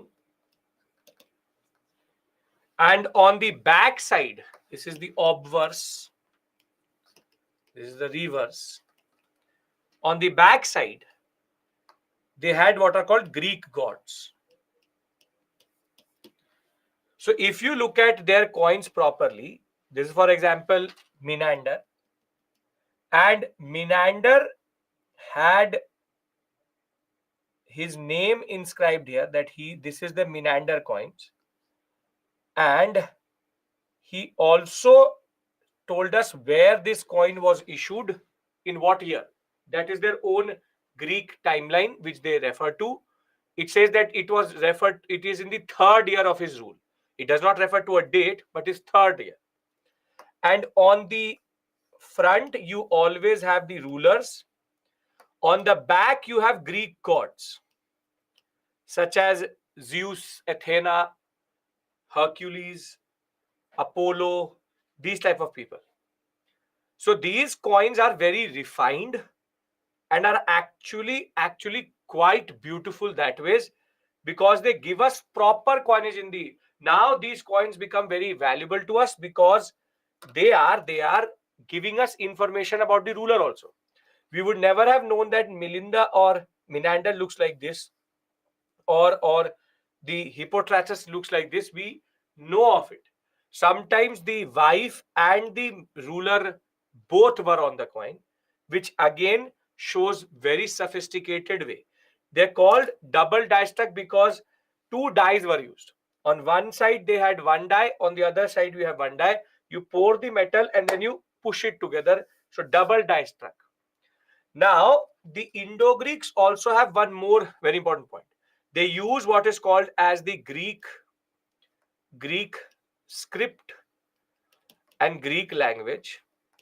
And you can see from this is this Greek script from which the different texts come. Alpha, the COVID-19, alpha, beta, gamma, omicron. So the names come from here, which is the Greek script itself. The fact is that Indo-Greeks also have one more very important thing. Now, please pay attention. They have 3D effect in coins. They show two faces in coins. Yes, they're able to show portraits back to back, side profile. Okay, now, pay attention. I told you, they are important. Founder Diodotus, Menander, Indo-Greeks. Is this clear? Because I add one more important fact into it. Is this clear? Yes. Now, the fact which I add to it is that Indo-Greeks, you don't have to learn this table, obviously. This is just to show you, do not learn. Indo-Greeks have the distinction. They were the first to issue gold coins in the Indian subcontinent.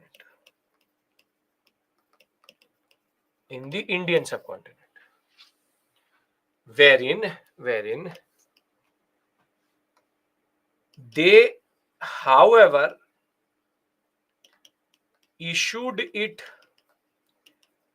in the northern sector, north of Hindu Kush, but never circulated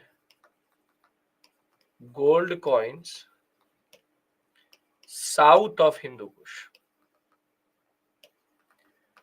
So in the exam, if it says who were the first to issue gold coins, the answer is Indo-Greeks.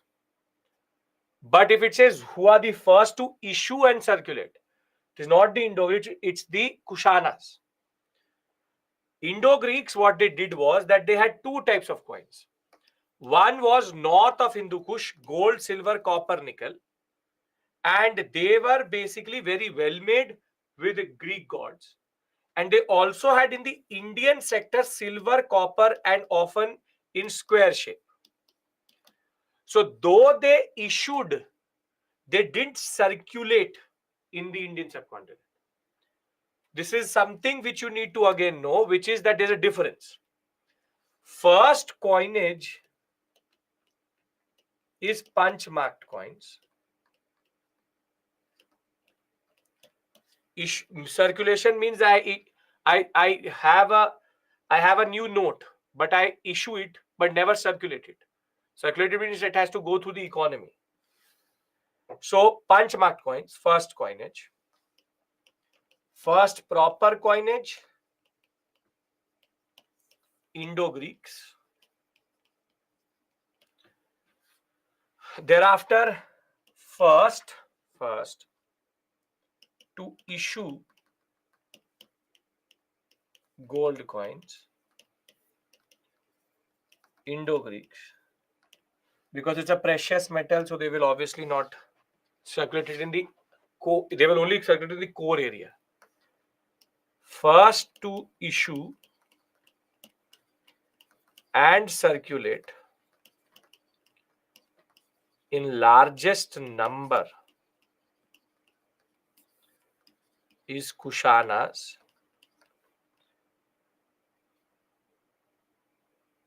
The rulers who issued and circulated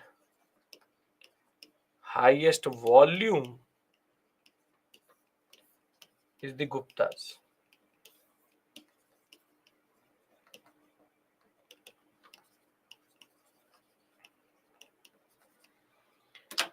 The difference between volume and number. So if I have in my left hand Kushana coin and my right hand the Gupta coin, which will be heavier? Which will be heavier?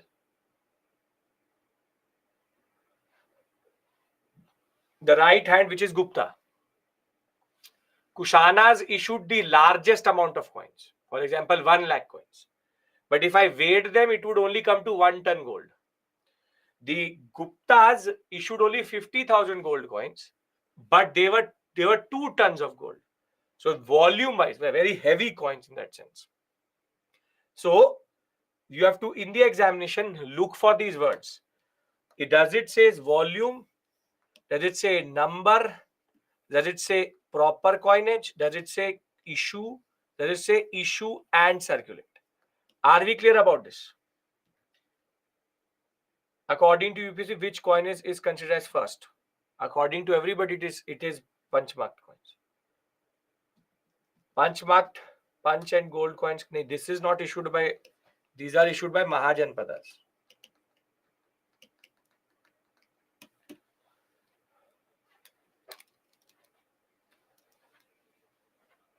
Their face value, which is gold, silver, copper.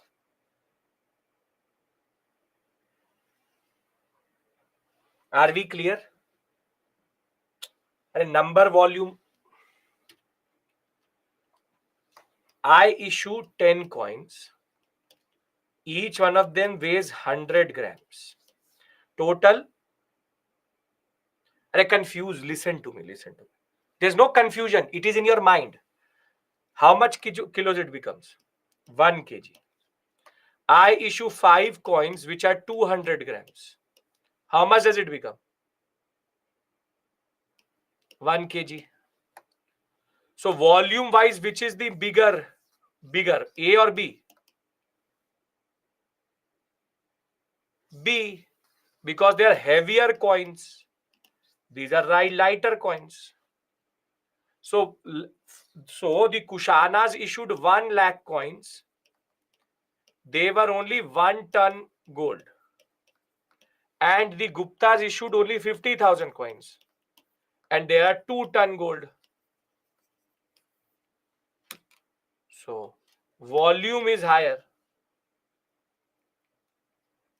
We can expect a question from history of coinage. Devansh, not this. Don't worry about it. They've not asked till this point ever, but sure, why not? First, proper coinage, normal coins are circulated. No, proper coinage is always Indo-Greeks. Gupta coins are heavier.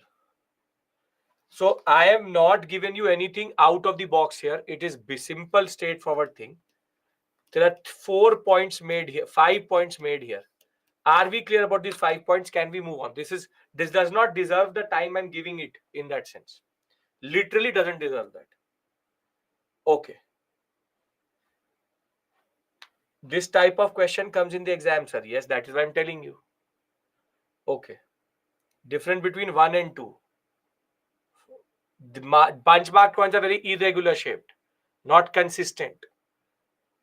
The Indo-Greek coins are consistent, proper coinage, how coinage should be. Okay. Now, Indo-Greeks and Shungas done. Now come the Sakas.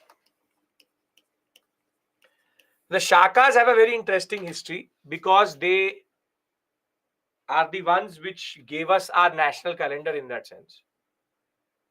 Now, Shakas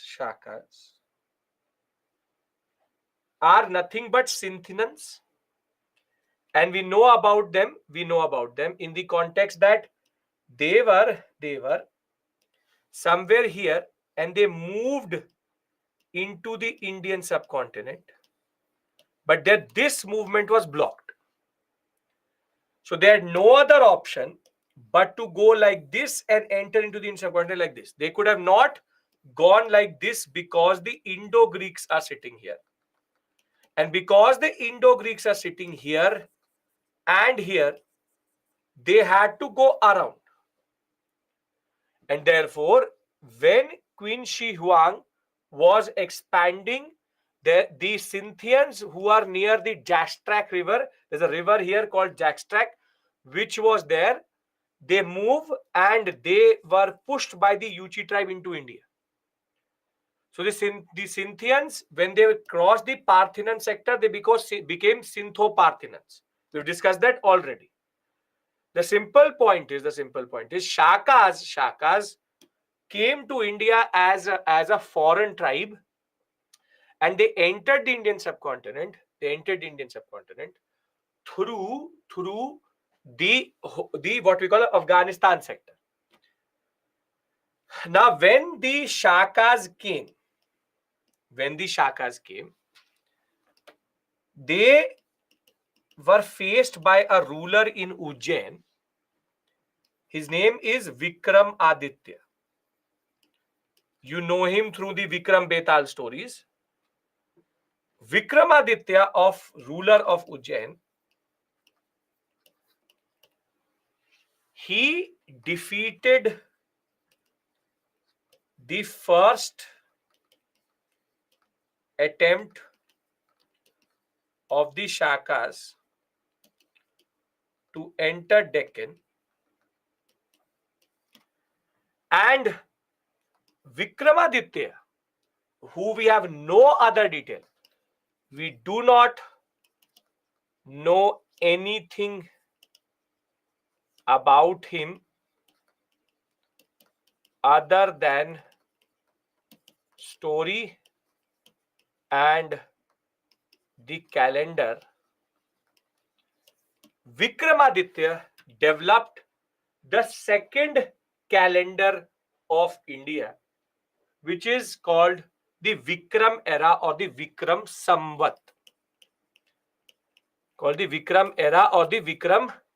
Samvat. Now, what is this concept?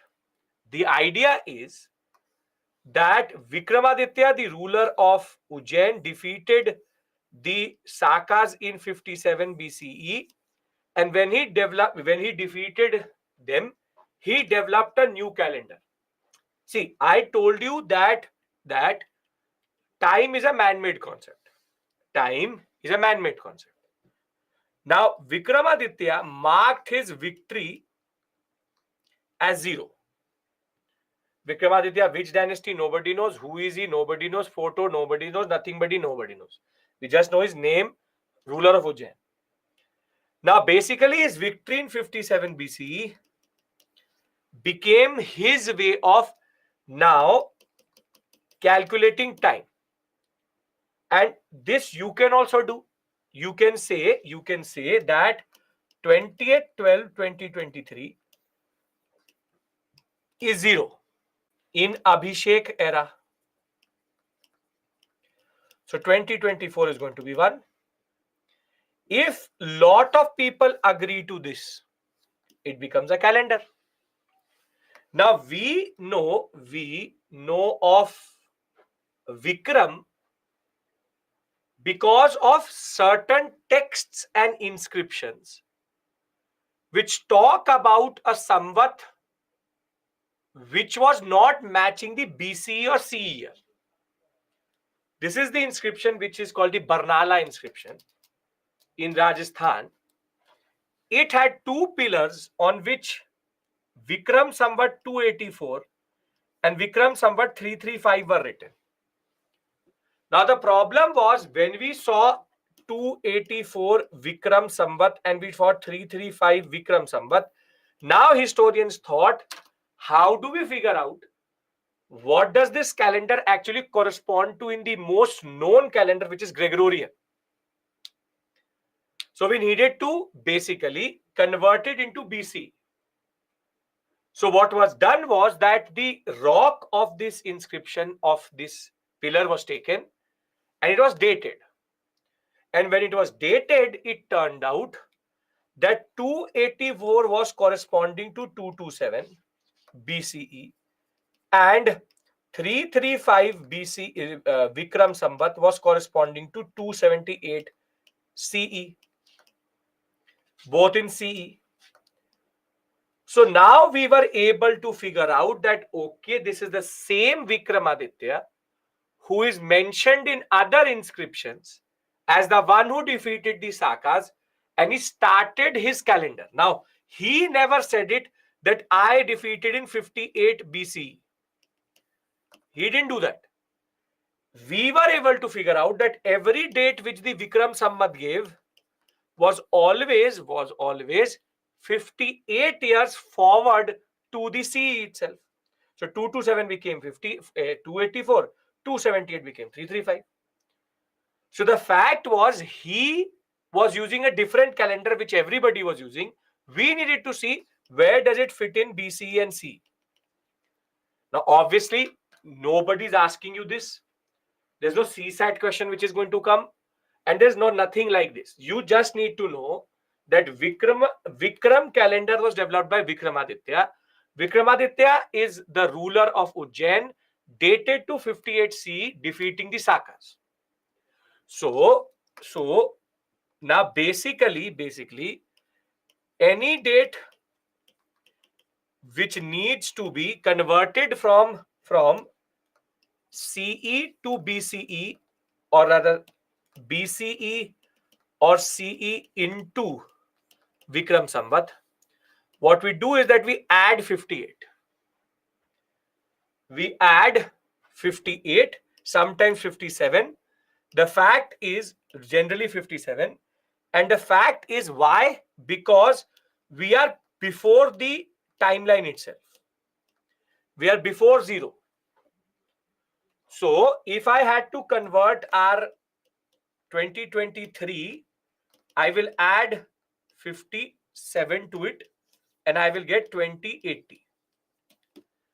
Vikram calendar is followed in Hindu rituals quite a lot. Vikram Samvat.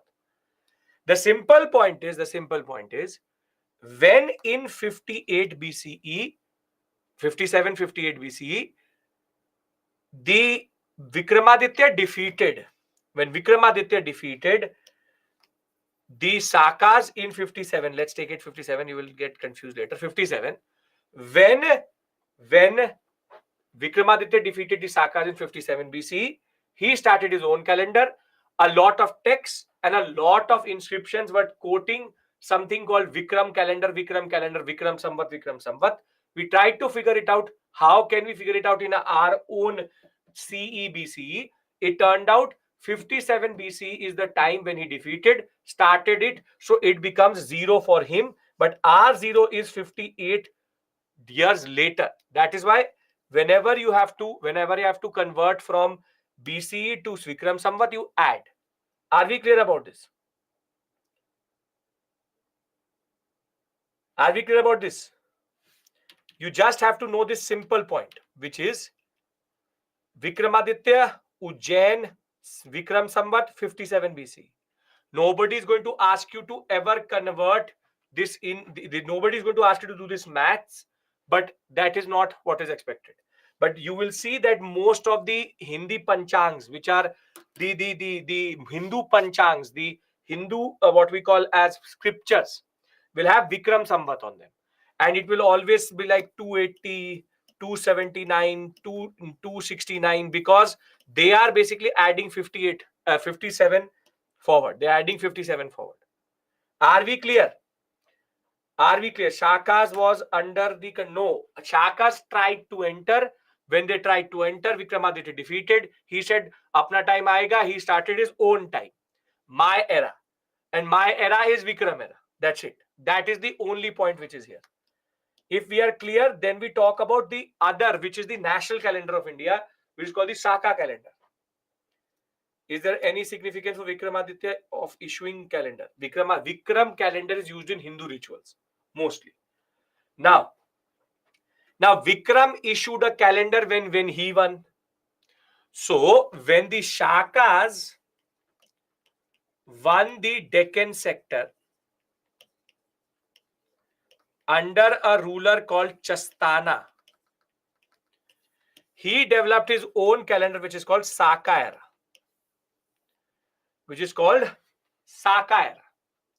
And this was done in 78 CE. And Saka calendar is the one which we follow today as our national calendar. That is why any notification you will see, this is Chastana, on his coins we saw 11 and 52 written, and he came to rule in 78 CE. When he defeated the local rulers here, not Vikramaditya but someone else, he started, like Vikramaditya, a new calendar, saying that now it is my era. And therefore, the Saka calendar was developed at this point of time. And Chastana is the one who is credited to do it. There's a major confusion in history where people say that Kanishka started it, but Kanishka is a Kushana ruler, not a Saka ruler. So this is also a debunked concept that the Kushana ruler Kanishka started Saka. No. Chastana is the one who started the Saka calendar. And that is why you will see in most of our notifications, on this side it will say 2012, 2023. It will say Gazette. But on this side, it will have a different calendar. So if I have to convert 2023 into Saka, what should I do? I should add or subtract? Yes, I should subtract, because we are 78 years forward to 0. So I have to come back to 0. So I will subtract 78. How much will I get? So in today, if a Government of India Gazette comes, what date will be here? 1945. So now you see how we are basically dealing with 3 calendars in India at the same point of time. How time is such a man-made concept. If you go by, for example, Gregorian calendar, it is 2023 CE. In Vikram, it is 2080 Vikram Samvat. And in Saka, it is 1945 Saka era, Saka Samvat. So now you can see, why did we subtract? Because we were forward 78. There we were, because this is 57 BCE. We were before the 57. So to come to 0, I add 57. And here I am forward 78. So I come to 0 to come to the exact date. So remember, in Saka you subtract, in Vikram you add. Here you add 57, here you add 70, subtract 78. Again, nobody is going to ask you to do it, but I'm telling you generally. The simple point is, we actually have not 1, 2, 3, but we have one more, which I will discuss with you in Gupta, which is called Gupta calendar. That is 319 BC, 319 CE is the period when the Gupta era starts. The fact is, the day you clear UPSC, you also start a new calendar saying my era came. So it's like, it's an arbitrary concept. Time is an arbitrary concept. If everybody accepts it, everybody accepts it. Are we clear about a very standard perennial question, which is called, what is the origin of Saka era and what is the origin of Vikram era? Are we clear about it? Which one is more approximate? Each of them is clear according to them. How Gregorian calendar was introduced? British Christian calendar.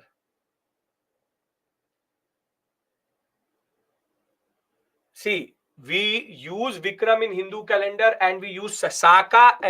Remember, Saka era is the official national calendar.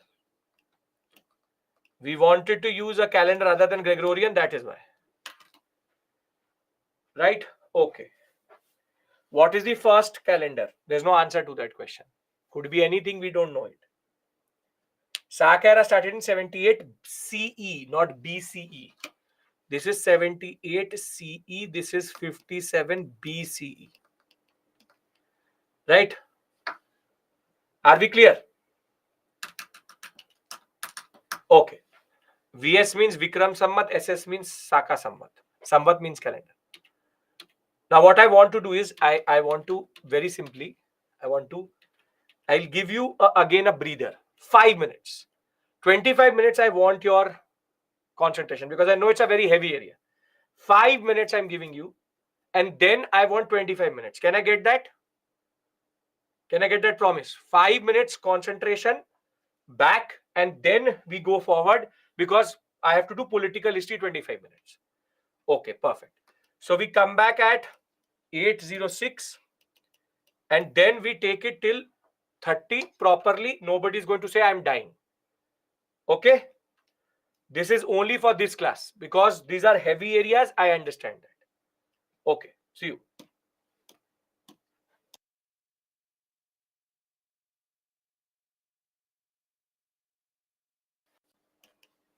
Two calendars, Saka based on Chastana, and thereafter Vikram era based on Vikramaditya. Now, the last, what I want to do with you before we take some previous year questions, is the Shakas. And in the calendar thing, you just have to remember this basic point, which is there are three calendars: Vikram, Hindu calendar; Shaka, national calendar; Gregorian, what we follow today, international. And you will never be asked to do this in the examination. Just need to know their origins, because you can be asked this in the examination generally. Now, the Shakas, as I told you, when they came to the Indian subcontinent, they had four branches. They had four branches, in the sense that one was here, one was here, the other one was here, the other one was here. Four branches. We don't care about the first two because they're outside India. What we really care about is the third and the fourth. The Shaka era is clear to everybody. The Ujjain sector emerged as the first major sector of the Sakas in India, or they are called the Kardamka dynasty. Their founder is Chastana, and they ruled over Malwa and Gujarat region. And their most celebrated ruler other than Chastana is a person called Rudradaman. Rudradaman is known for the one who established what is called as the Junagadh inscription, the Girnar inscription, which gives a history of multiple things, but specifically rulers. He is the one who tells us that Chandragupta Maurya was the one who developed this Sudarshan Lake. I am reconstructing it after Ashoka had done it before it.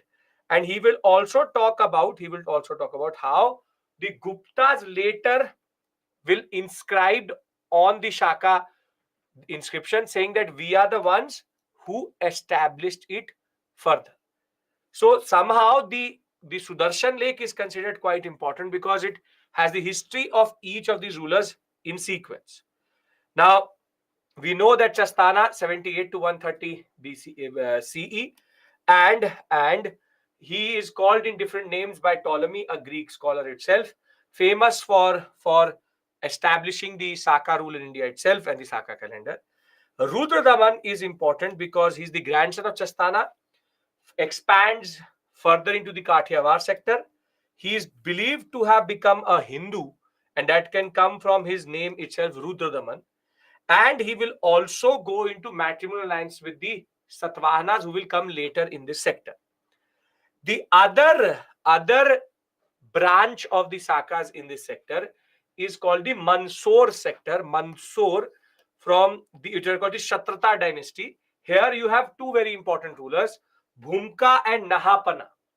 Bhumka is the founder. Nahapana is known to have been defeated by another very important Satvahana ruler. His name Gautami Putra Satkarni. We'll talk about these two tomorrow. What I want to do is that I want to consolidate three with you: Shaka, Shunga, and Indo-Greeks, Kushana, Satvahana, caste formation, and what is called the land grant concept, and Guptas. We will do tomorrow. Can we do that? All branches are not important, only two. Can we do that? Can I consolidate these three? Then we can take previous year questions. A lot of you have been itching to do that. Okay, now we have to remember in Shungas, we have to remember the name Pushamitra, Agnimitra. We have to remember Sanskrit revivalism. We have to also understand the concept of Patanjali and Mahabhashya and Panini's Ashtadhyayi. Panini. Thereafter, last room, Devabhuti. That's it. Indo-Greeks, Menander, Diodotus I, Agatha, Kothia, Agatha,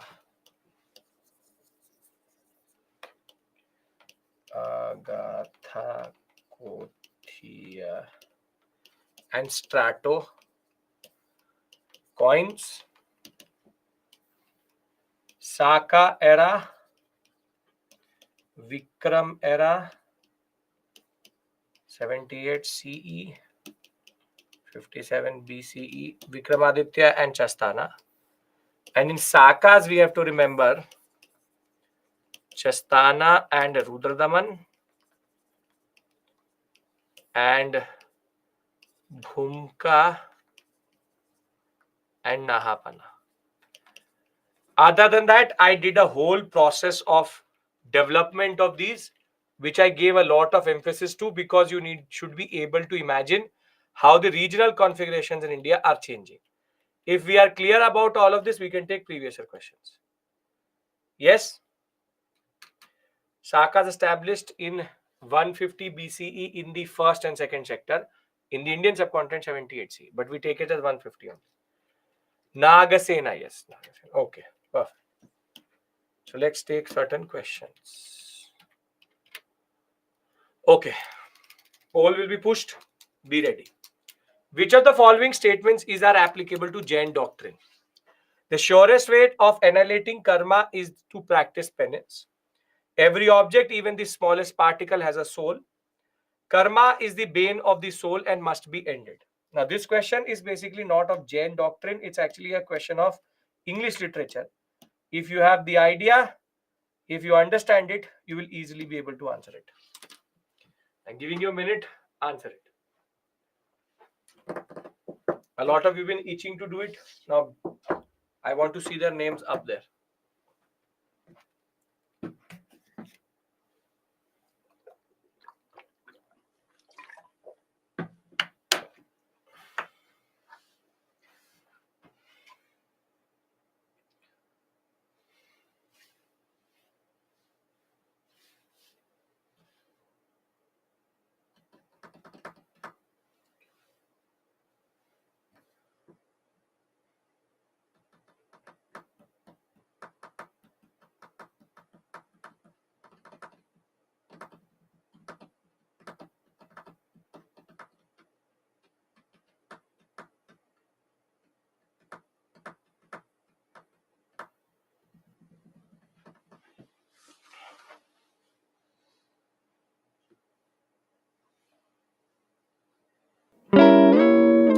Okay.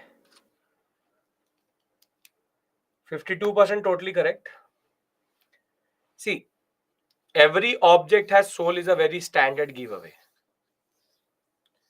So any option with no 2 is obviously out of the picture itself. This is a very simple, straightforward concept.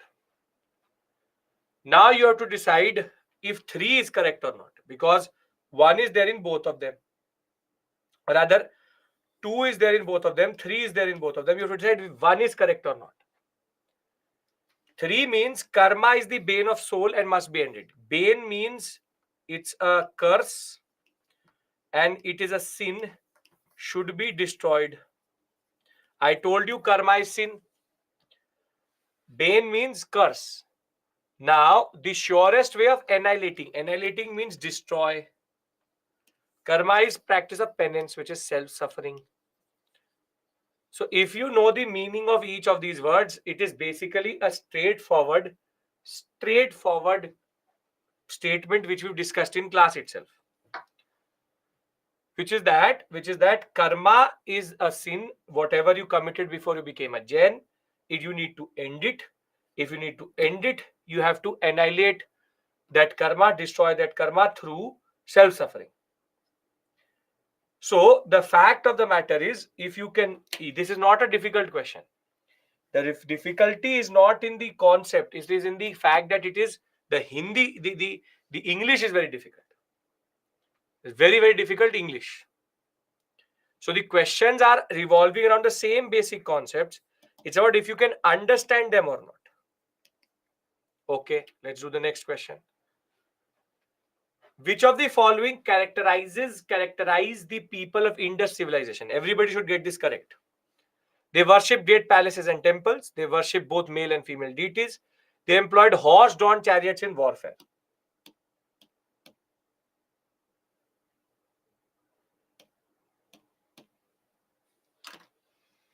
Words have been manipulated. Yes, Anushika. That is what UPSC mostly does. Sometimes the examiner is also quite problematic in his own understanding. So that is also a problem.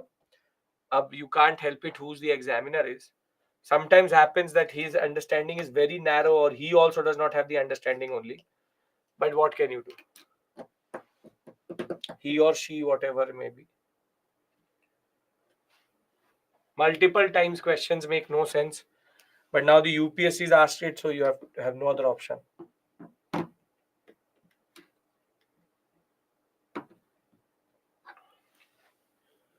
Possess mean to have.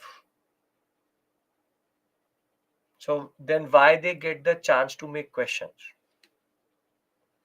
India? People who have not even crossed 10th, 11th class are your MLAs and MPs. So you don't question that.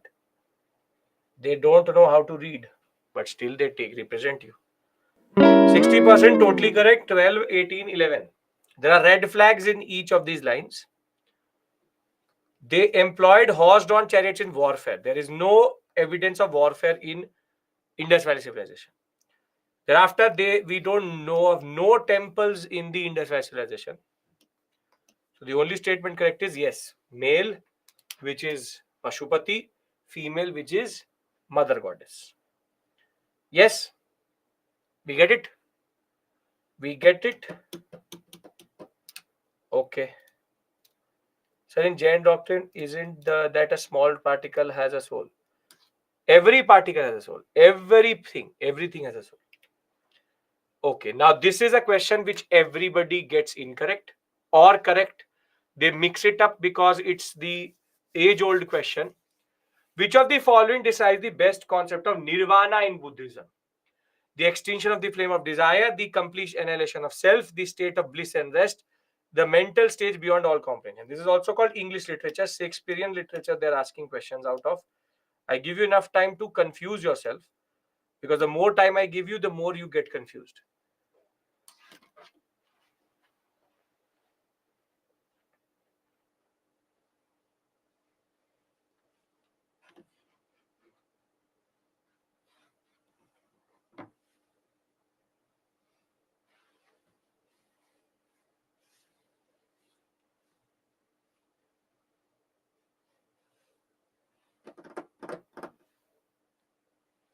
All options look the same.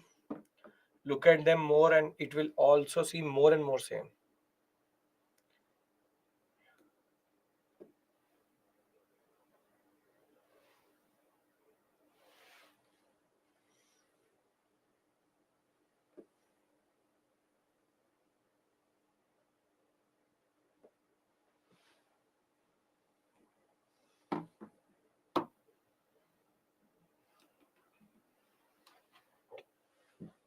as always, but this time better that way. See, to get nirvana, you need nibbana. Whenever the desire is gone, then only nirvana comes. But I will tell you what you've done. See, this complete annihilation of self you think is death. You think it is death. No. Annihilation means to destroy oneself. In death, you don't destroy oneself. This is destroy. This is an incorrect. State of bliss and rest. Bliss means happiness. That is not what nirvana is. You are thinking of something else when you're thinking of nirvana. And this is just a random statement, state beyond all comprehension. A mental state beyond all comprehension. What does this mean? Nothing. Desire is nibbana. Sure. Whenever you completely extinguish the flame of desire, you get nirvana. Now I'll be very clear with you. This question is not correctly framed. It is not correctly framed. The best describes nirvana. It should have been a state of enlightenment.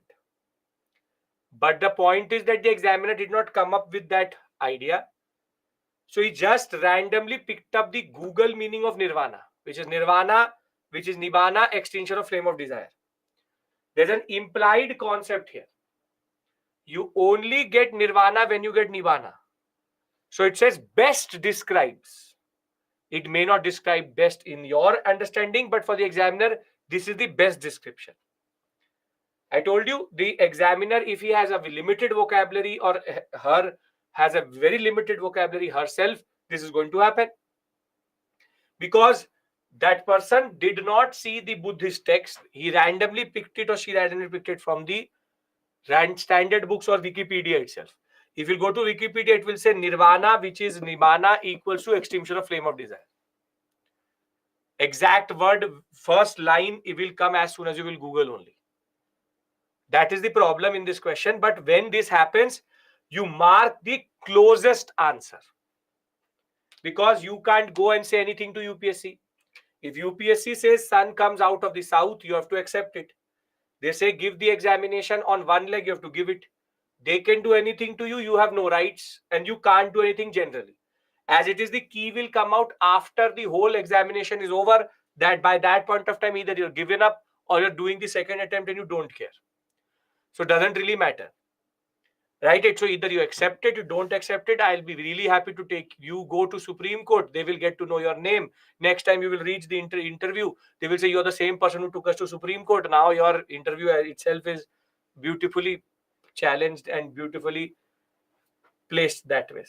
So can't challenge them, can't take them anywhere, can't do anything. So whatever they say, it is correct. Clear? Okay. Get my point? Agree with me or don't agree with me, doesn't matter. This question is also controversial. This is the only question in UPSC which got repeated because they wanted to give a different answer. Which of the following kingdoms are associated with the life of Buddha? Avanti, Gandhara, Kosala, Magadha.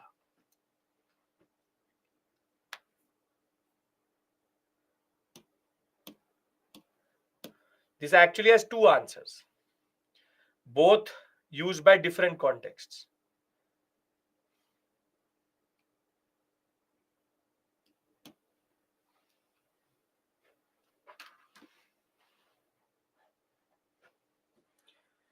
See, 2 will get eliminated. I know that. And thereafter, you'll be stuck with 2.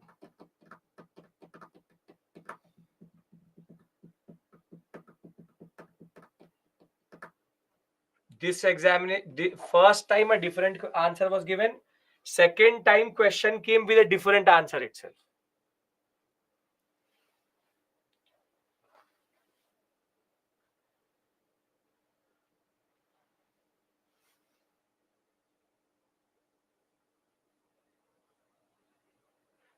Namrata, the problem is you think what is there in the is not there in the options only.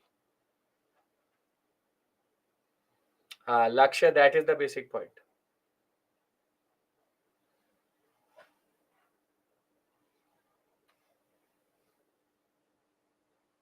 Standard B, C and D is always the confusion. 38, 34. See, Gandhara obviously would not be there because the word says life. Life means when Buddha was alive. When Buddha was alive, he never would go to Gandhara or Kandhar sector itself. So this automatically gets eliminated. Now you know that, okay, Kosala and Magadha will be there. Now the problem is to devise Avanti. How did I come to the conclusion that Avanti cannot be in the life of Buddha? Can anybody tell me what is the logic of removing Avanti, who 38%? Yes, very beautiful, Surbhi, Sayed, great. Muni, very good, great. If I told you two were topmost, Kamboj and Gandhara, Avanti and Ashmaka are southernmost, he would not have traveled so much. And I'll tell you, today you open a book, it will see D also. The first time it came in 2016, it came with answer D. Then next time same question was asked, and the people who answered D, the answer came with C. So happens, UPSC does this. UPSC does this. Literally does this. Their logic was no, 1, 3 and 4 is also correct. And then they said no, there was a challenge to this question. So they literally gave a question again to check if people were following the challenge or not. Nowadays, it doesn't happen. Nowadays, what happens is UPSC drops the question itself. Since the past 2 years, UPSC started to do one thing, which is to drop a question. In the past 2 years, two questions of history have been dropped. They gave a question in which you had to chronologically put them in order. And the examiner forgot that they were so close to each other that nobody knew if it is 8th March or 4th March or 6th March. They had to drop that question. Happens. Okay. This is a very beautiful question. I think, yeah, I'll do two more. This and the next one. With reference to the difference between the culture of Rigvedic Aryan and Indus Valley people, which of the following statements are correct? Rigvedic Aryans used the coat of mail and helmet in warfare, whereas the people of Indus Valley civilization did not leave any evidence of using them. Rigvedic Aryans knew gold, silver, and copper, whereas Indus Valley people knew only silver, copper, and iron. Rigvedic Aryans had domesticated the horse, whereas there's no evidence of Indus Valley people being aware of this animal itself. Very easy question if you've been listening to me. If not, then you will get confused for sure. Okay, come on. Which of the statements are correct?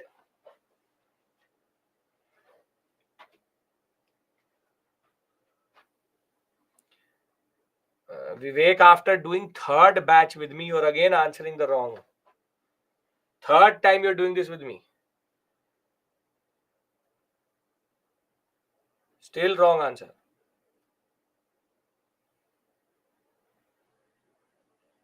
If you, Anushika, if you know that, you will automatically get it.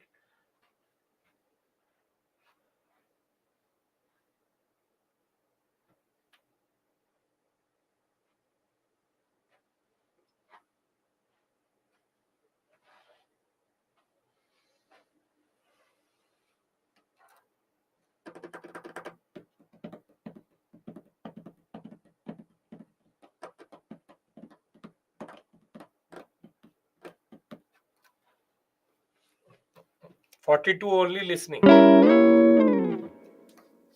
Indus Valley people were not aware of animal.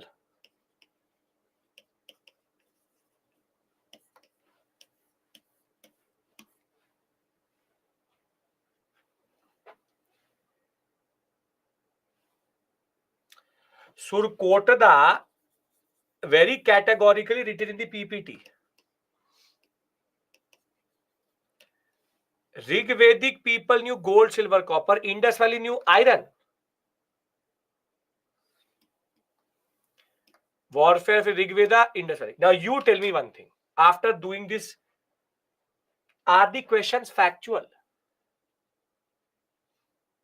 Are these questions factual? These are literally conceptual questions. Logical conceptual questions. If you understand this, then you will understand why I don't waste time in political history. I don't waste time in political history because UPSC doesn't care about political history itself. Third statement says this animal. So भाई किस animal की बात हो रही है? Domesticated the horse, whereas there is no evidence of having aware of this animal. So it's talking about a frog. Why are you overthinking beyond exception? Reading English straightforward. What this animal? This animal, horse. They know about horse. Obviously they know about horse. Surkota, we discussed it. Written in the PPT. Go and check the IVC PPT once. Rigvedic quote of helmet and warfare wearers. Yes, helmet will be there. So what is the issue? They are known for warfare. Indus Valley, no evidence. Yes, okay, totally. And if you are thinking, okay, this is also incorrect statement, where is there none here? Sakshi, where is there none here? Option ही नहीं है जो तुम सोच रहे हो. That is also a problem. What you're thinking is not there only. Simple. Now do this. This is the last question. Deification of Buddha, treading. This should be again treading. Treading means to walk. Treading the path of bodhisattvas, image worship and rituals, which is our features of Mahayanic Buddhism. Everybody needs to get this correct. Come on.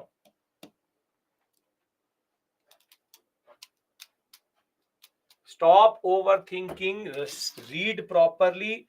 Straightforward lines are written. It is not difficult. These questions are literally very easy. I'll do the 2023 paper in the end because it has two, three statements which are cross-cutting. In between, I'll add the questions if needed. Shagun, don't question mark me. Answer. Again, because half of you don't know what is deification. Deification means to make somebody God. Do you make Buddha God? Yes. Do you talk about bodhisattvas? Yes. Image worship? Yes.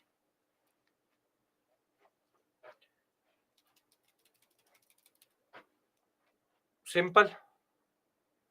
With this, we end the discussion here and we'll meet tomorrow and finish ancient India. Basic idea. Want the leaderboard? See the leaderboard. Anurag